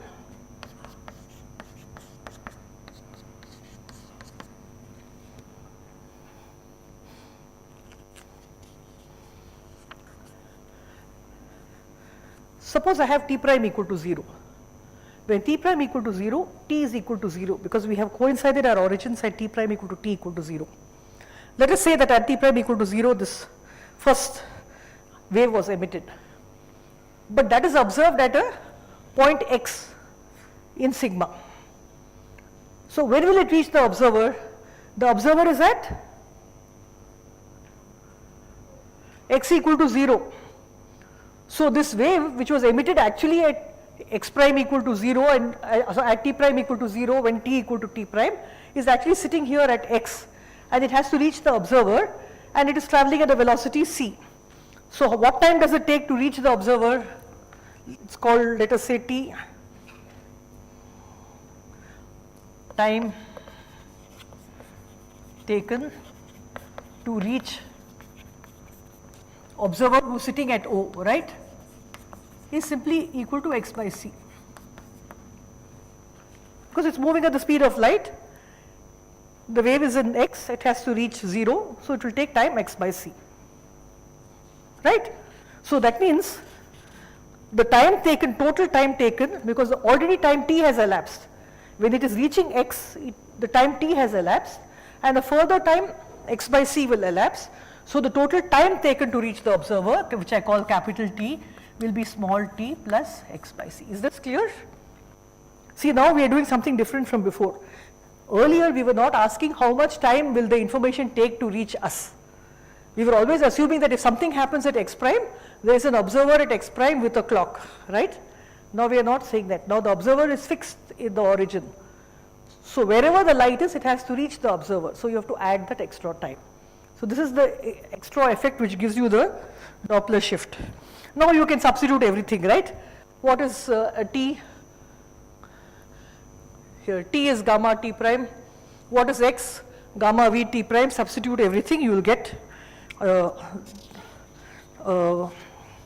some, let us just write it. So this is gamma times t prime plus v t prime by c. So this is the first wave. When will the second wave come?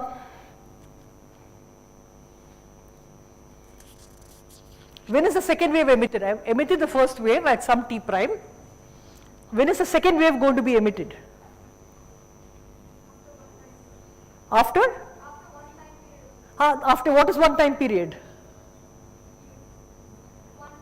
Very nice. So after 1 by nu prime, so the next wave, which one I can remove this, I think.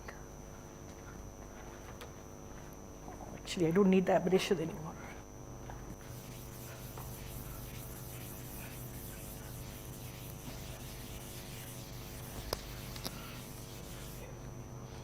So next wave at t prime plus 1 by nu prime, right? So wherever you have t prime, I am going to replace 1 by nu prime, t prime plus 1 by nu prime, do the whole thing again, okay? So you will get a time period t at observer, which will be, you can just, it's trivial, t prime plus 1 by nu prime plus into 1 plus v by c, right? For t prime, I have substituted t prime plus 1 by nu prime, 1 plus v by c. So what is the difference in the time? This guy, first guy came at t, second guy came at delta t. So delta t is the difference between these two. And you can see that gamma t prime into 1 plus v by c will cancel this. So you will be left with gamma by nu prime into 1 plus v by c. But what is this delta t for the observer?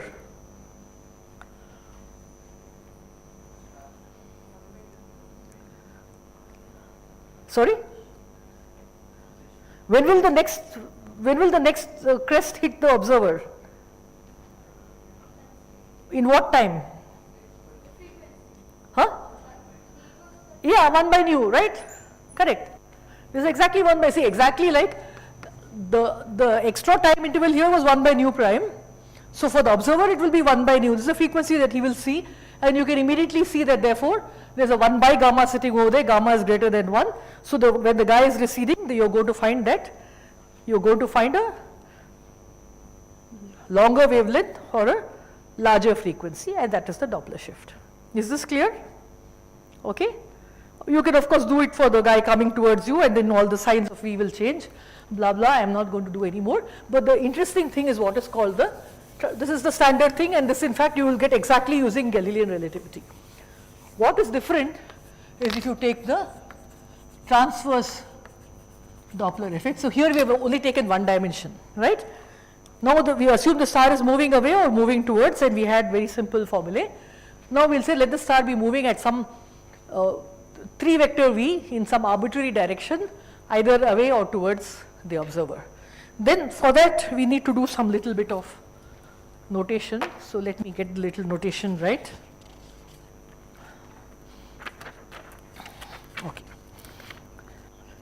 So the way in which we will look at it is, actually, okay, fine, we will write it like this. So this is your star at P, and let us call these as the crests, right? These crests are what are coming to the observer. And in sigma and sigma prime, they will be spaced differently, right? So this will be r over here, and there will be r prime over there, and some arbitrary velocity direction will be there. Now the simplest way to look at it is, you look at either this as a plane wave, or a plane wave is just an infinite approximation of a spherical wave.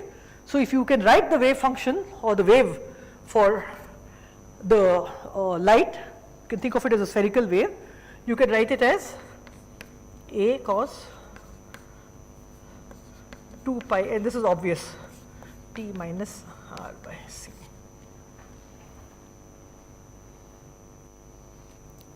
This distance is R.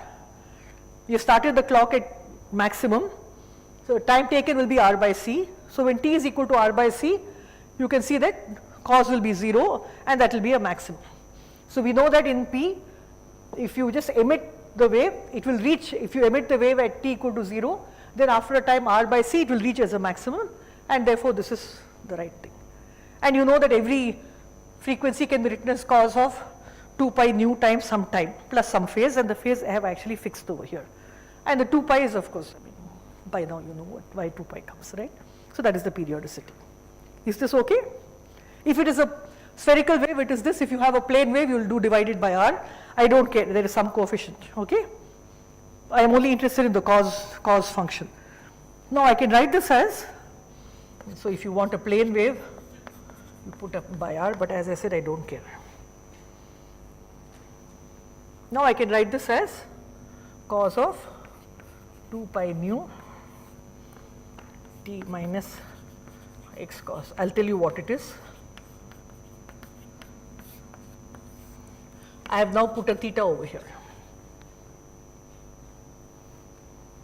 And you can see that that is what will change from sigma to sigma prime.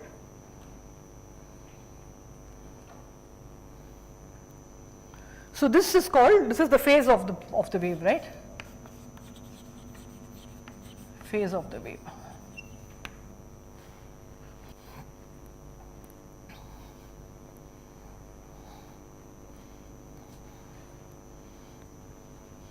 So the first wave reaches the observer.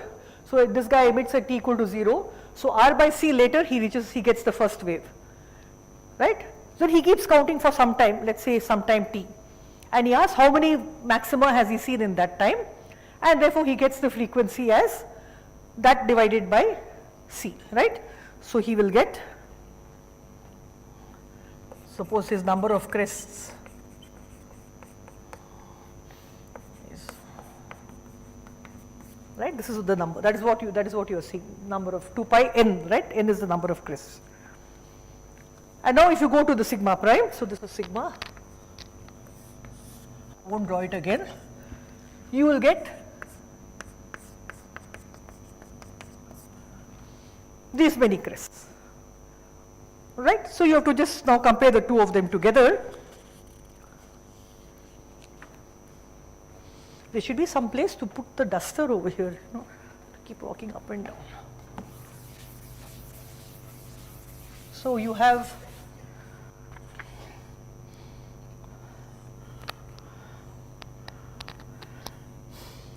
nu times T minus, so x cos theta plus y sin theta by C, and this guy has nu prime into T minus x prime cos theta prime plus y prime sin theta prime by C.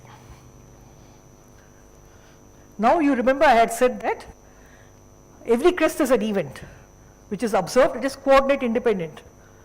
Now independent of the amount of time, this guy takes amount of time T minus R by C, this guy takes an amount of time T prime minus R prime by C, but you see they have counted the same number of crests, right? Because they have counted the same number of events, and therefore these two quantities are equal to each other. Right? Is this clear? Is this argument clear? So once you have that, of course, now you have to just crank out the algebra. I am not going to do the algebra. What you will find is that you will get three equations. I am not going to write them down. I am going to only write nu prime is equal to gamma nu 1 minus v by c cos theta. Well, if you want, I'll write down the equations and you can check them out. Gamma nu cos theta minus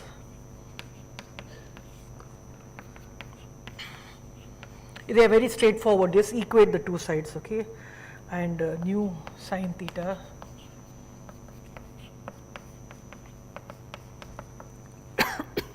the first equation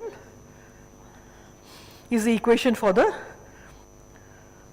relativistic Doppler effect, right? You can see that. That is the analog, I rubbed it off, it was the analog of what we got, right? Nu prime, we got nu is equal to nu prime by gamma into 1 minus v by c. Now you can see v by c becomes v by c cos theta. So it depends on the angle in which you are going. Okay, now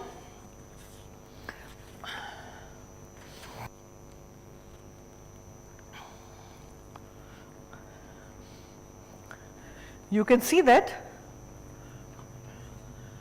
when theta is pi by 2, cos theta is 0, but still there is a gamma. That means nu prime is not equal to nu, I hope this is clear, nu prime is not equal to nu, but it's equal to gamma times nu. So what does it mean when theta is equal to pi by 2? That means the source is moving in the transverse direction to the line of sight, right? So this is not the Doppler effect, this is the transverse Doppler effect, and this is something that is not predicted by Newtonian or Galilean relativity. So observation of this transverse Doppler effect tells you that, again, this is a evidence for special relativity to hold, okay, and of course it has been proven. So if you take theta is equal to 0, if you take theta equal to 0, then you will get gamma nu into 1 minus v by c. If you take theta is equal to pi, you will get 1 plus v by c. So that will be the case for source going away from you or coming towards you, right?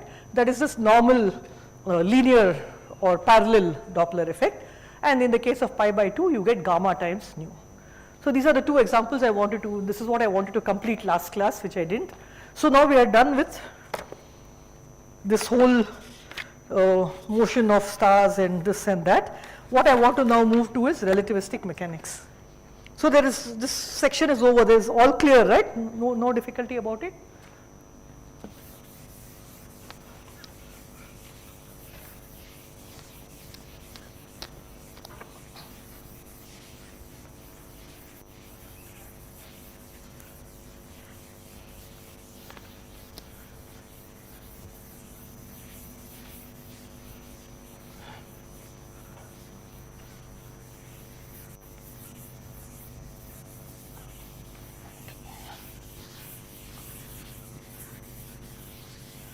We're not really starting with a clean slate.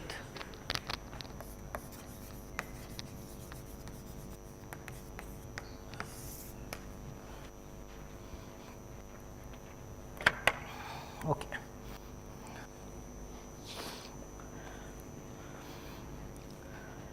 So what did Newton say? Newton said, he said many things, but for us right now, Newton said P is equal to m u, kinetic energy is equal to half mu squared for a particle. So mechanics means we are now looking at particles and forces, right? Particle with mass m and velocity u.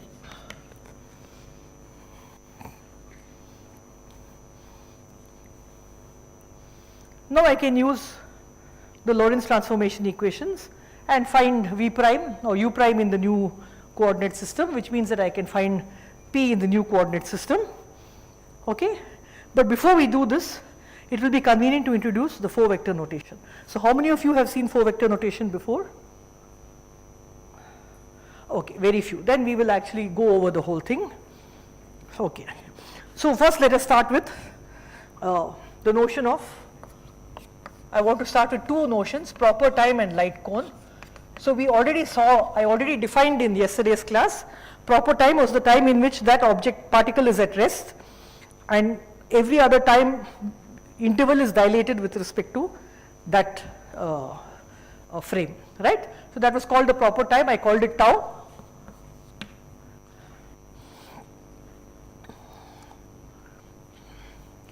So there is a very important property, yesterday we saw, I wrote already this ds squared is c squared dt squared minus dx squared minus dy squared minus dz squared.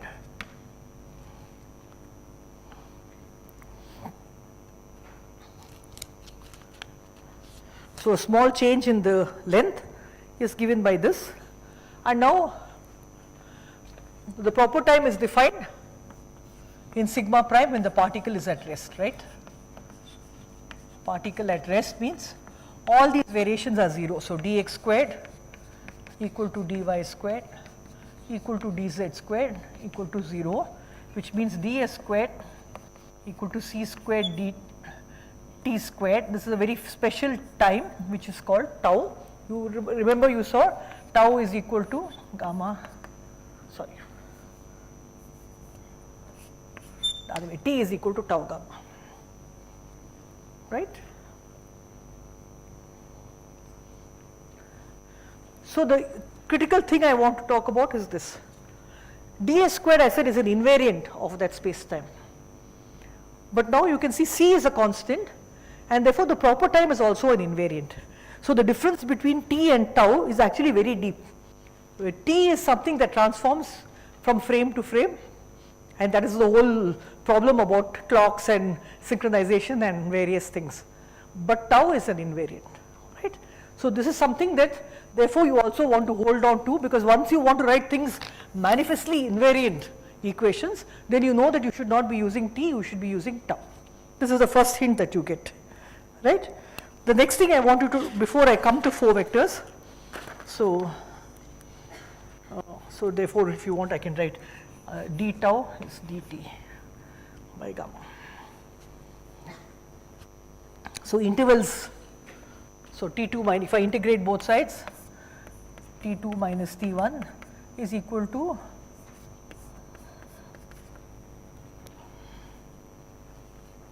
from appropriately whatever is in that frame. Now I want to come to the notion of a light cone. I already referred to this, but not in, so again this is my 3 dimensions x, y, z, which I cannot draw, and this is the time t, and I make it a distance by calling it ct. So this is my 4-dimensional space time. Its components are ct, comma x, comma y, comma z. Now because this actually codes for r, x, y, z, everything, so you can see that any vector here will satisfy t squared minus x squared minus y squared minus z squared equal to 0, 45-degree angle. So this vector is the light-like vector.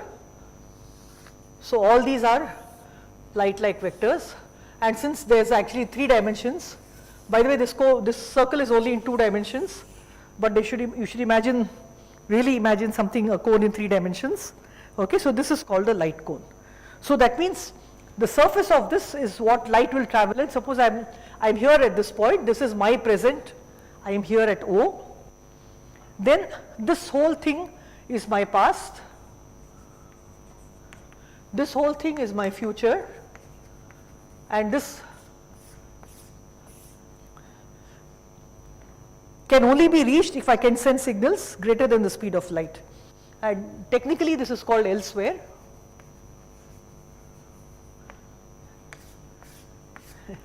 Several decades ago when I was in MSc and I was taught this, the teacher was saying that, so all the students who are dreaming in class are elsewhere. So I think it's very appropriate because you're not causally in the past or future of that teacher, okay. So any point in the past could have been your past, and any line in the future could be your future, and so that is called the world line of the particle. Something, sorry, it has to go through you because your present is here, it has to go through the point 0, 0, 0, 0, 0. it has to lie within the light cone of the past, it has to lie within the light cone of the future. And this is called a world, this is called your world line. And anyone that you are causally connected to must be having world lines within this light cone. Is it clear? Is this the light cone? Yeah.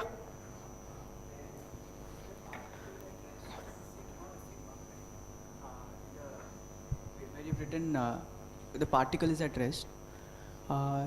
Which particle is at rest? Where are you talking about? Previous time or the next time? The left side. Left side, okay, yeah. The particle is at rest in sigma prime. See, the thing is this, you always think of the train is moving, right? The particle is at rest on the train, which is sigma prime. The observer is here, I am the observer, and therefore that particle is moving with respect to sigma. This is always the notation of sigma prime and sigma. So shouldn't that dx square be the prime? This is all in the same, oh sorry, okay, this all should have been primes, yeah, sorry. So all these are primes. But by the way, this is true for, yeah, okay, sorry, you're right. Because right now I just want to define the proper interval. So it's a particular frame in which it is at rest. In general, this is the equation, ds squared is, you're right, but I was wrong, technically wrong in not being careful about the notation. So in the frame in which it is at rest, in a generic frame, ds squared is c squared dt squared minus dx squared minus dy squared minus dz squared. So that was true for a generic frame. In the particular frame where it is at rest, ds prime squared is equal to ds squared because that's an invariant, and that is equal to only d tau squared, c squared d tau squared, okay. If I drop c squared, don't panic, c is equal to 1 in my mind, okay. I'm desperately holding on to it. As soon I will drop it. I've actually kept on with it for some time, but I may drop it sooner or later, okay. So here is the thing. So this is the world line, okay. Now many things can be done geometrically, especially for black hole problems. It's very convenient to use this picture. So I just introduced it, but I am not going to do anything with it, okay.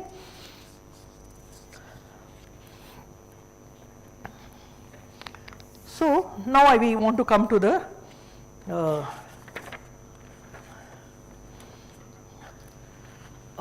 so how do I define this motion? I am in the 4-dimensional space time. I can define therefore a 4-dimensional space time whose coordinates are defined by x mu, whose components are c, t, x, y, z, where mu goes from 0, 1, 2, 3.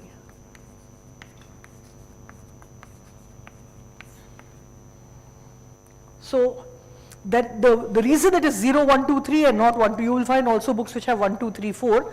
But then if you do this, 1, 2, 3 are usual if you have vector x has components x1, x2, x3. So these are simply the space dimensions, so you don't want to touch them. You put the time component over here. The only difference is that when you take squares, you will take x1 squared plus x2 squared plus x3 squared, but then you will have to do a different sign for the time component. So you have to keep track of these minus signs, and that is done by defining certain specific vectors, which I will come to soon, okay. So this is now a four-dimensional vector. It is called a 4 vector in the 4-dimensional space time. It has a name, it's called Minkowski space, but it is a flat space. Because when you learn general theory of relativity, you will be talking about gravity, and all spacetimes are curved spacetimes, and in fact the velocity of light or the speed of light being a constant will no longer hold there. So we are strictly in special theory of relativity, where inertial frames move only at constant velocities with respect to each other. There is no acceleration involved. The moment you turn on gravity, there is acceleration, and then you have to wait 10 years, 1915, when Einstein wrote general theory of relativity. So this class will strictly stop in 1905. So now the question is, we had a 3 vector x, and now I want to come back to relativistic mechanics. Can I find a 4 vector analog of p? So I know that there is a 3 momentum p, just like we had a 3 coordinate x. Can I find a 4 momentum p? So that is the question that it will make my life very happy. So now let me write again. Sorry, you will get really bored with this, but now let me write dx naught, and now I am going to use some, because I will have u, and see the velocity is u and the boost velocity is always v, okay, at least in this class, I mean. So I'll have dx naught prime plus, okay, I've written beta, okay, if this confuses somebody,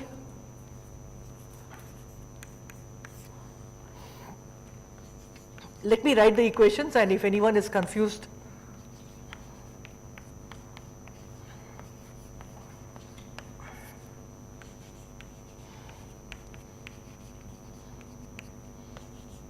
we will go over them. Don't want anyone to be left out, okay?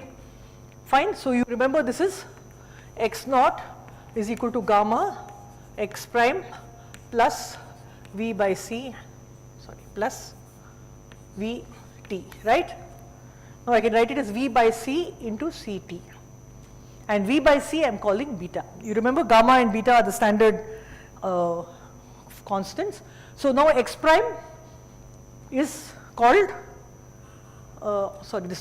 whatever I written, this is x prime, and let me write t prime, t is equal to gamma t prime plus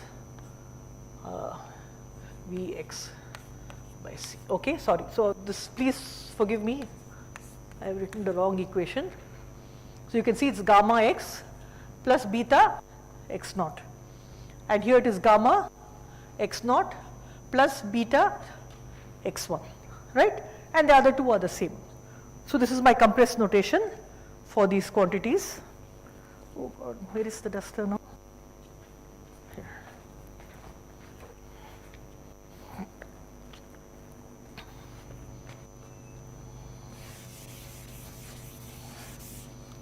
Okay.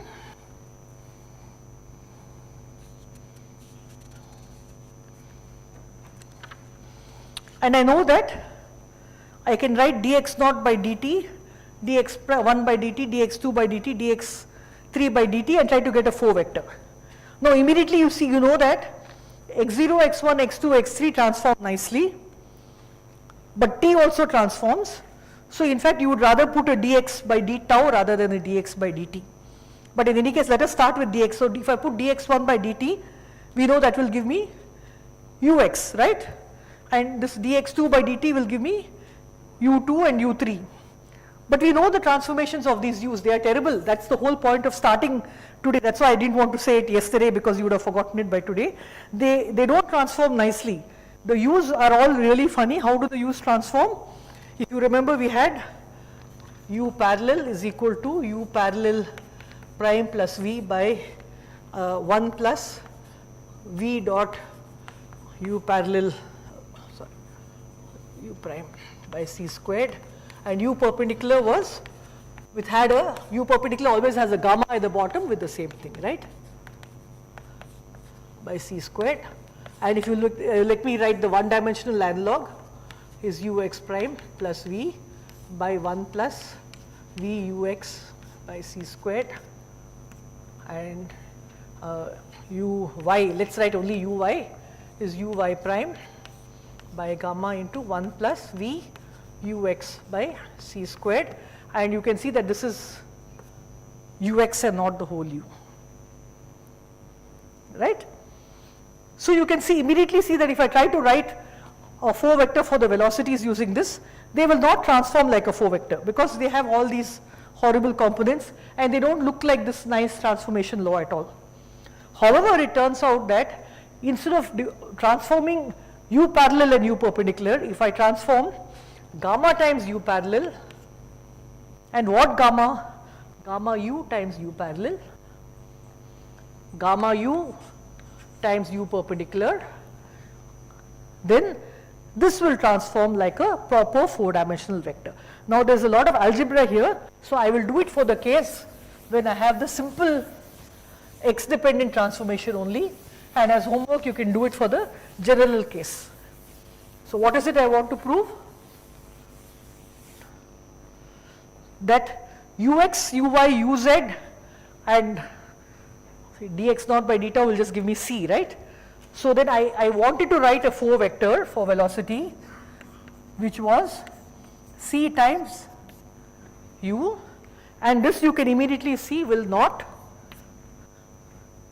transform like a proper 4 vector, and I am claiming now that if I write a 4 vector u mu, which is c times u times gamma u. So, gamma c, maybe I can put it specifically as, sorry, gamma u times c and gamma u times u. This will form a proper 4 vector. What is gamma u? When I say gamma here, I mean 1 minus v squared by c squared, where v is the relative velocity between v and v prime. Gamma u is 1 minus u squared by c squared inverse square root, where u is the velocity of that particle itself, right? So, gamma u, gamma v, gamma u prime, you all understand what they are, right? So, let me take a simple case where it is all moving in the same direction. So, there is only u, right? And there is no, the uy prime will just be uy and so on. So, there will be no parallel and perpendicular components. So, what does this mean? I know that u parallel transforms as u parallel prime plus v by 1 plus, so I forget all this u parallel, u v by c squared. So, gamma times u parallel will transform as gamma u times this.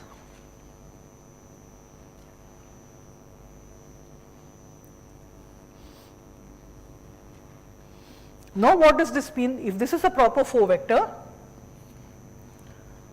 this has to transform like x naught and this has to transform like x. Is it clear? So, what are the transformations? That means now we will take only one component. That means this has to transform like equation 1 and this has to transform like equation 2. That means gamma u, u prime, gamma u, u prime is equal to gamma v into, so sorry, dx 1. So, let me write the other way around. So, gamma u, u is equal to gamma v into gamma u prime plus beta, what is dx 0 prime, gamma u prime c. And similarly, gamma u c is equal to gamma v into this one, which is gamma u prime c plus beta times dx1 prime is gamma u, right? Is it clear to everybody what you have to prove? Basically, this does not have the transformation property that you expect from dx, dy, dz. But gamma times that has the transformation property, okay? And what you have to do is just substitute left hand side and right hand side. So, this is the definition, this is what you need, compare the two sides and show that it will be the same. So, actually what you will have to show is that if you can cancel on both sides the gamma v.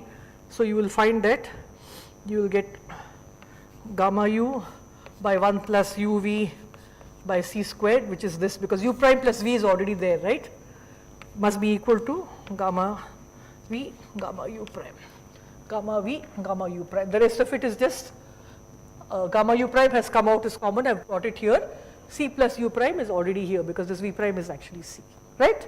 So, I have to just prove this. So, you can easily prove this. I will give you 3 minutes, please try to prove this. Yeah. See, it seems obvious because of the equations here that I cannot write a 4 vector which is like this. I had a 3 vector x, I put a time component, I got a proper 4 vector. What do you mean by a proper 4 vector? It has to transform according to these laws. If the d bothers you, then just write x naught, x1, and this is our old equation, right?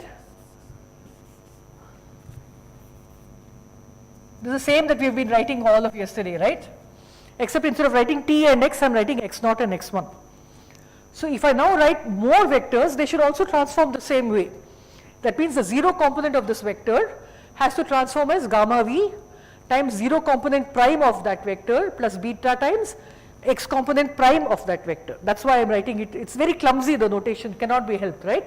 And the u component of that vector, or the x component, let's just call one component x. Okay, then it becomes even simpler. Okay, has to transform like x prime, which is the same object primed, plus beta times the time component, which is gamma uc, right? So you have to prove that this transformation holds. And if you just look at it, but we know what the transformation is, because we have worked it out here, right? I worked it out here. So I've written it here again on this side. So we know that u transforms like this, so gamma u will be transforming as, I've just multiplied by gamma u on both sides, right? And now that equation must be equal to that equation. So you just equate it, you will get this. So now you have to just substitute everything and make sure that this is satisfied. And of course this is trivial, that's why I'm not doing it. I mean, because this is C, right? Only gamma u has to transform, that is extremely straightforward. The other one is a little more complicated, but again it's 3 steps. Is it clear?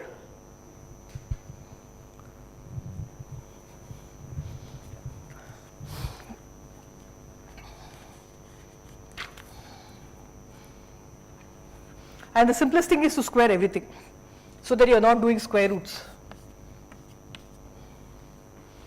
And just look at the denominators.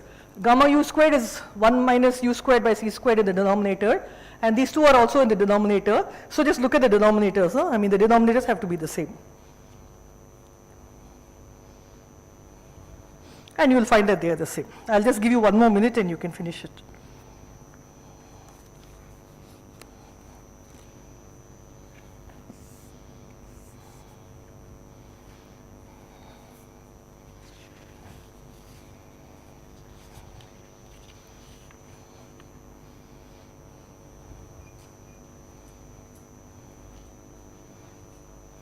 So to combine this, the 4 vector is u mu, which is gamma u times c comma u. And this is the similar to x mu is equal to x naught x, right? So what I claim is that I have discovered one more 4-dimensional vector in this 4-dimensional space time, which has the proper Lorentz transformation equation, or satisfies the Lorentz transformations. So every vector that I find in this space has to satisfy the proper transformation equations, right? Otherwise it's not part of that vector space. So this was defining the vector space. It was very simple. We started out with this, because we started out with the Lorentz transformations of space and time. And now I have discovered one more vector. That vector is not c comma u, which seems the obvious thing to do, right? Because if I put time and space, then you can expect that with a velocity, I will put velocity and c and I will get the 4 vector. But gamma times that is what is giving you the proper 4 vector. So gamma u here tells you that for every particle with velocity u, the gamma u is defined as 1 by root of 1 minus u squared by c squared. Okay?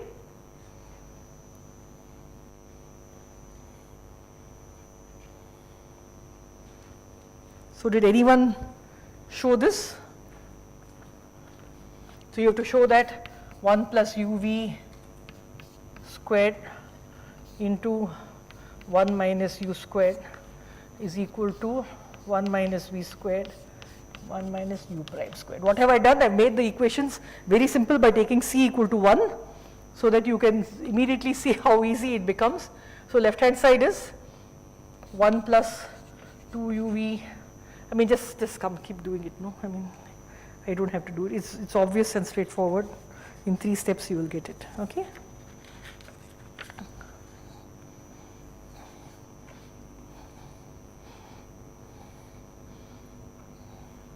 And you can prove that u mu is equal to dx mu by deta.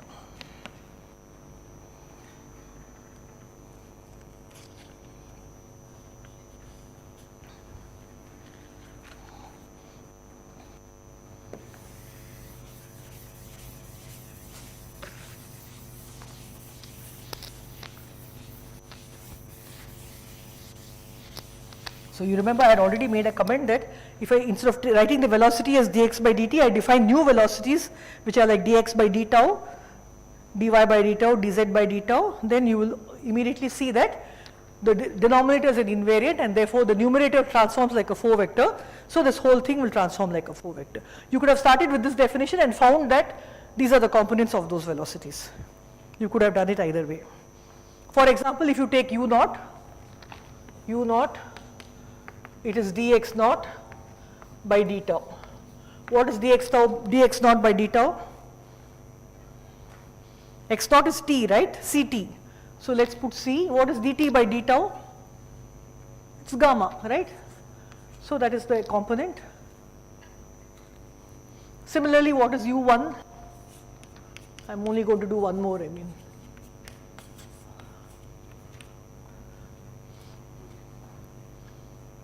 right? So how do I do this? So please understand one, dx1 by dt, again chain rule I'm using, right? What is dx1 by dt? Ux, very good. And what is dt by d tau? Gamma. So gamma u times ux. The other one will be gamma u times uy, gamma u times uz. Is this clear? So the 4 velocity that we have discovered, the capital U, is a proper 4 velocity which has the proper Lorentz transformation equations that a vector in this space must have. Okay, is this clear? So now what are the other vectors that we can use? We want, somewhere I rubbed it off, we wanted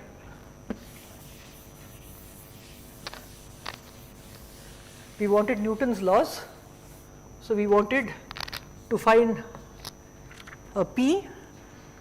So what did we start out with? P is equal to mu, that's what Newton said, right? I started by writing this. And now this is just a trick. Once you know the answer, there are many ways to derive this. This I find is the simplest. May not be good for MSc students, but it gives you the insight actually into it. So the way you look at E naught is that it is simply some kind of a rest energy. Don't worry about it. It is simply a constant so that we can get rid of some unwanted constants in our relation. So what is it that we want to do? We want to now find a relativistic analog of this, which then has the proper transformation laws of a 4 vector. We want to put it in a 4 vector form. So what is it that we will write? Let's write that in the relativistic. So this is for V less than C. So when V is getting larger and larger, I want to write P as some m times u, where m is a function of course of the velocity, and let me write E as some E times u, and in the non-relativistic limit m must reduce to small m, and since you don't know what is E naught, dE by du squared must go to half m. dE by du squared, because you don't know what is the constant rest energy, you can only say that dE by du squared must go to half m, right? So now I have to find some capital M and some script E so that this holds, and it is extremely straightforward to see. Of course, it's extremely straightforward once you know the answer.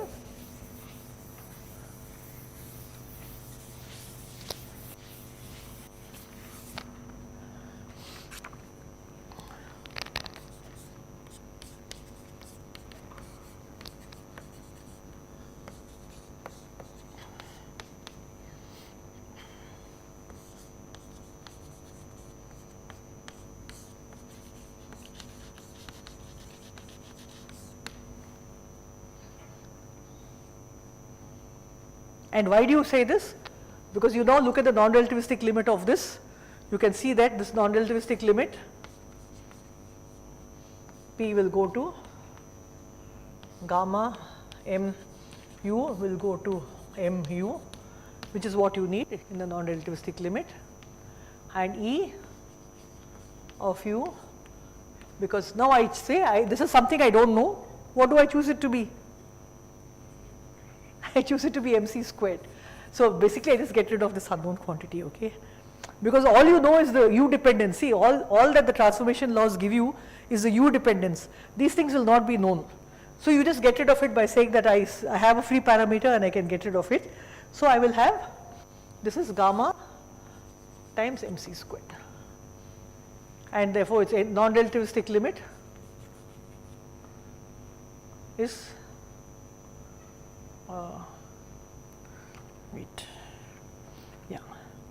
gamma is mc squared.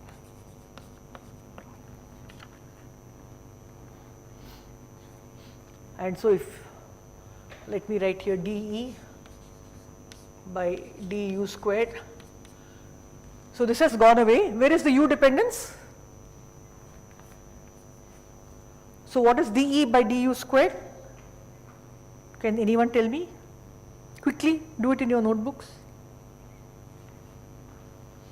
So E is equal to gamma u mc squared, which is mc squared by root of 1 minus u squared by c squared. So someone tell me what is dE by du squared?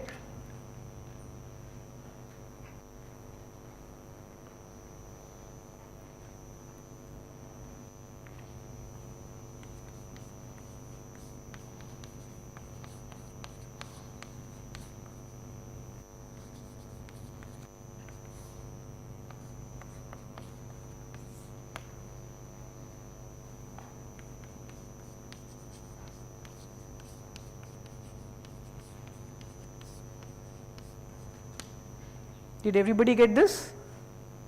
So what is dE by du squared of 0? That is when u is equal to 0. It's m by 2. Does it satisfy? Right? So just from consistency we have got this relationship. And now you can see that u is equal to, so if I take gamma m u by gamma m c squared is equal to p by E, or u is equal to p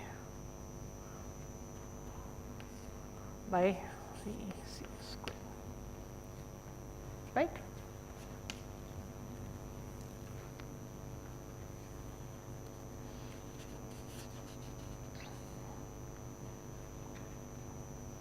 Sorry, c squared comes in the numerator, right? C squared comes in the numerator. Sorry, if I mix up c squared, it will just be because I don't remember them. And so I can put them together and write E squared is equal to p squared c squared plus m squared c power 4. I have just resubstituted over here.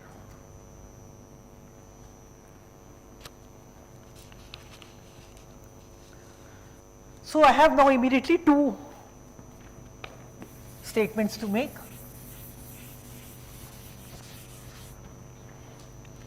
I will stop writing script E now, because now I have got the exact relativistic value. Let me just call it E. So this is the Einstein's mass energy relationship.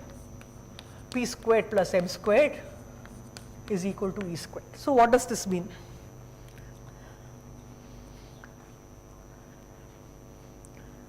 Suppose my mass is very, very large compared to the momentum. So that means this is an energy unit. This is you can convince yourself that these are both energy units. So let us say that m squared is very large compared to p squared c squared. Then I can write this as square root of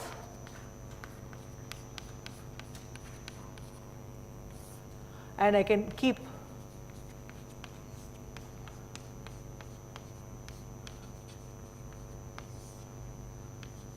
so I've written 1 plus x to the power of half is 1 plus half x, okay?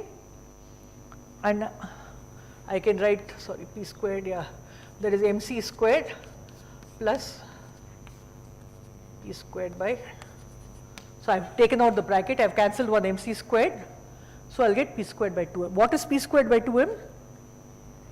Newtonian.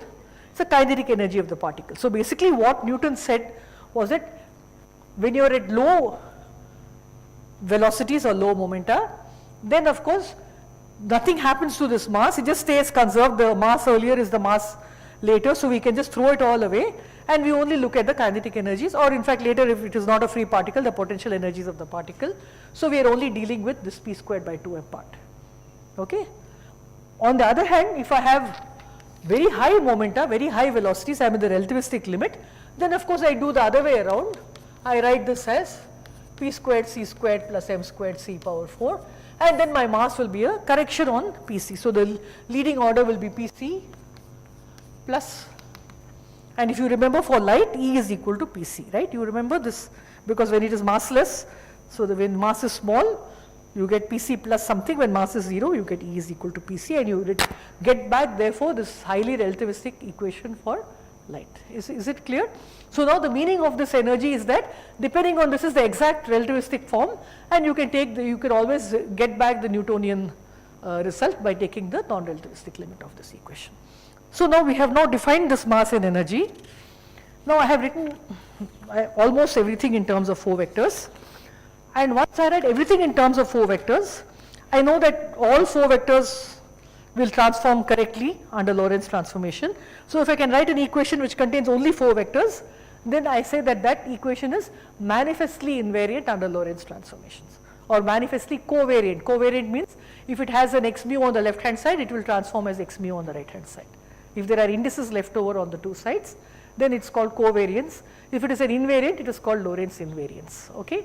So it becomes very simple for me. I don't have to prove anything. If I can write the equations all in terms of these 4 vector notation, then I am through. It will be all obvious that these transformations will happen.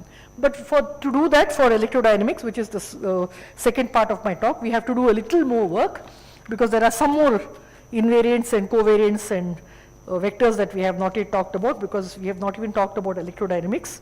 We have only talked about kinematics, right? So before we introduce all your electric and magnetic fields, I will give you a small introduction to some mathematical properties of these vectors.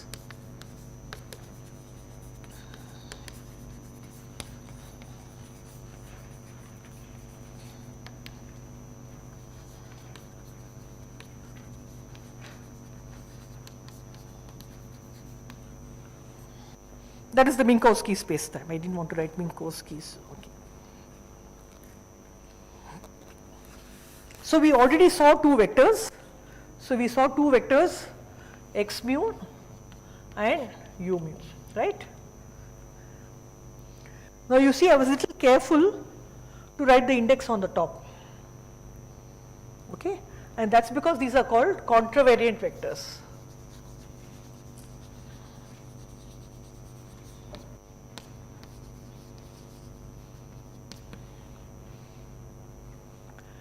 If I have a contravariant vector A, let's forget mu and give it alpha for a change, then I can write under a Lorentz transformation, again you know A goes to sigma prime, this, that, under a constant velocity v, all that is known, but mathematical content of this transformation will be that A prime will be related to A, we saw x prime was related to x mu prime was related to x mu, and the coefficient here will be related to d by d. So let's write the notation little carefully. So here if I have a prime, okay, now you see the prime is on the top here, prime is on the top here, alpha, and some beta and beta. So the objects, primed objects in the sigma prime frame will be related to the objects in the sigma frame with this prefactor.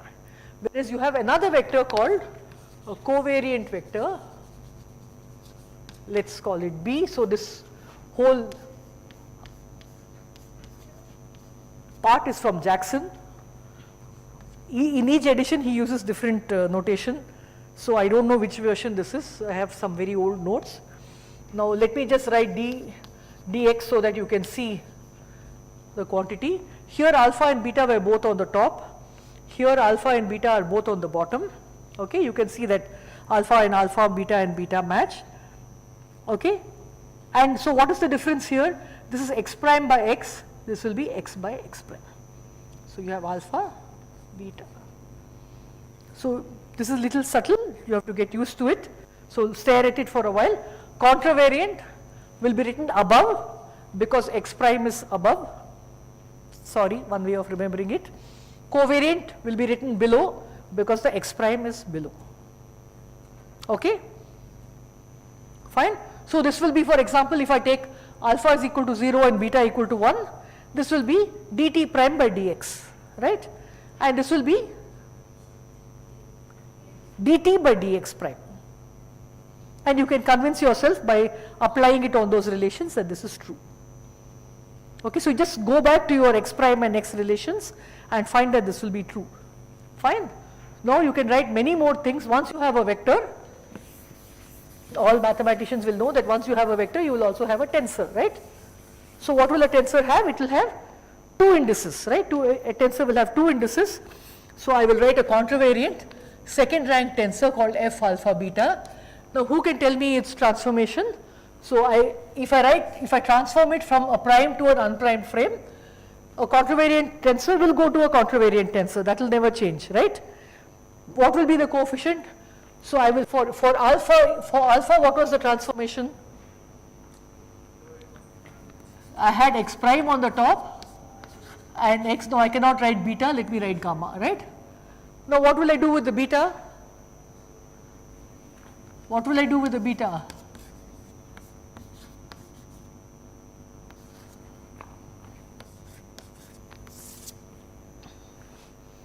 And now you can write it for any dimension. Now you can write it for rank 3, rank 4, rank 155 because it just follows this. For each index I have this quantity and then times the unprimed vector. Now someone will please tell me how will this transform?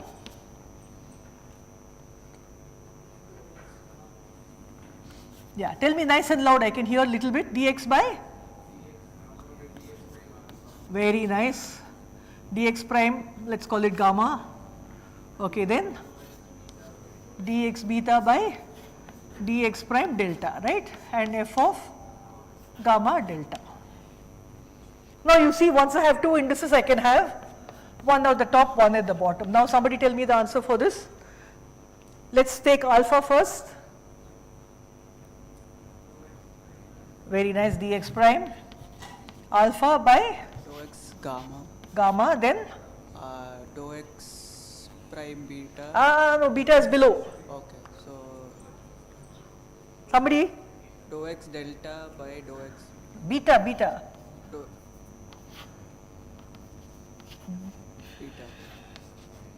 Prime delta. I think by now you've got the idea.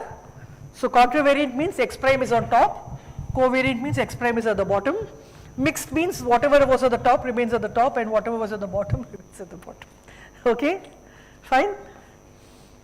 So it will also be, okay. So now let us write something here. And by the way, I am introducing the tensors because in electrodynamics you will get a tensor. So it's not as though I am simply wanting to introduce tensors. I will write a scalar product in 4 dimensions.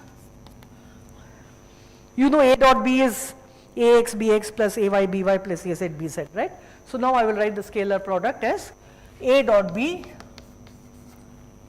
and there's a reason therefore Jackson used upper alpha and lower beta, because A dot B is equal to A alpha B alpha.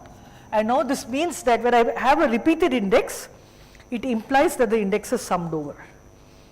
If I have A alpha times B beta, I have to tell what alpha is and what beta is.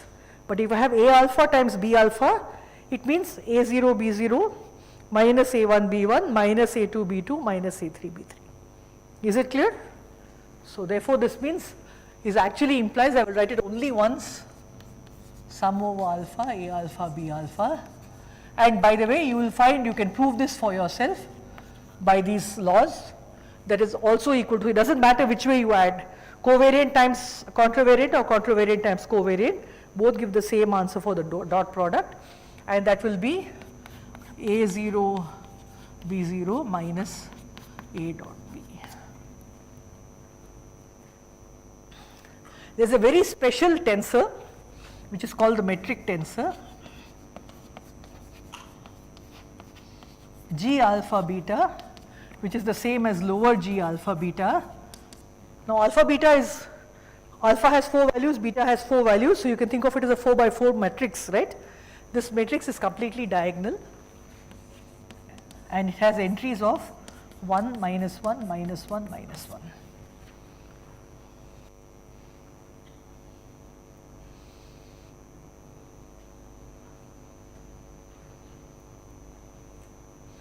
And this is because you have Minkowski space. You can immediately see that when I am multiplying x alpha into x alpha, you can write it as x alpha, sorry, let me write it, x alpha is the same as x alpha g alpha beta times x beta. I know what is x alpha x beta, and g alpha beta I take from there. So it will be x0 squared into 1 minus, so plus x1 squared into minus 1 plus x2 squared into minus 1 plus x3 squared into minus 1, and this will simply give me the invariant. So this is invariant, you can prove. So for x squared, it will give me c squared t squared minus, so let's call x squared as x mu or x dot s minus x squared minus y squared minus z squared. So it will give me this invariant, right? You can see that here. So this is a very convenient thing. You can see that it can convert x alpha is equal to g alpha beta x beta. So the metric tensor can convert the contravariant into covariant and vice versa.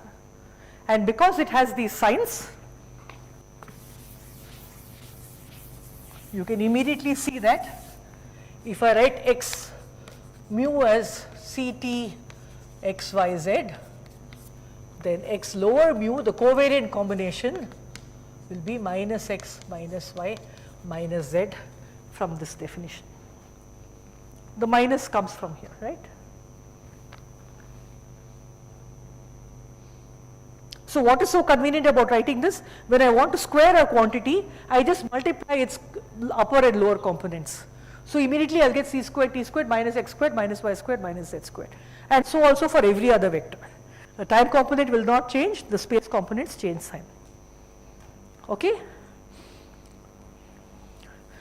So now that I have introduced all this, I will now go to electrodynamics. So I will start that from tomorrow.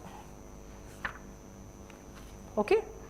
So this is the little bit background that you needed in order to start, sorry, that the stuff. So we will, what we have now done is that we have now given a formal name to our 4-dimensional space-time as Minkowski space-time. We have now written our Lorentz equation. Now you can see I can combine the transformation of x prime mu is equal to something times x mu, right? This is a 4 by 4 matrix. This is actually the Lorentz transformation matrix. It has nice properties, and I don't think I will have time to go over them. Maybe in the tutorial somebody can tell you the properties of this matrix, okay? And it satisfies some nice group theory properties also. So for those of you who know group theory, maybe you'll be interested in looking at that. So I thought that was a little too formal, I didn't want to go in that direction, okay? But that itself is a very nice thing to do. And in fact these transformations, what we have done is, what we have formally done is called boosts, okay? We have done boosts which are when one frame moves with velocity v with respect to another frame. Need not be only in the x direction, arbitrary direction. But you can see that you can have a frame which is rotated with respect to another frame. Okay, so those are called rotations, obviously. Then you can have a frame which is reflected through the origin with respect to the other, right? So all these can come in this matrix. You can have all these transformation properties in this matrix. So when we talk about proper Lorentz transformations, they will not include reflections. Okay? And that is again a group property, which I don't think I will have the time to talk about. So whenever we say Lorentz transformation, I am only thinking in my mind about boosts, which are velocity changes, and rotations. I am not talking of reflections. But all of you would have learned reflection parity symmetry is a very important property. Even in quantum mechanics you keep getting it, right? That will not come under the purview of proper Lorentz transformation. Okay, so with these remarks I will stop here. So we will probably, maybe half the class tomorrow we will still have some notation, and then we will talk about Lorentz force law first, that is little simpler. Then slowly we will go over to electrodynamics. So by that time I hope, who has not done everyone would have done electrodynamics, right? So you understand scalar potential, vector potential, so you know Maxwell's equations, right? So just otherwise just brush it up.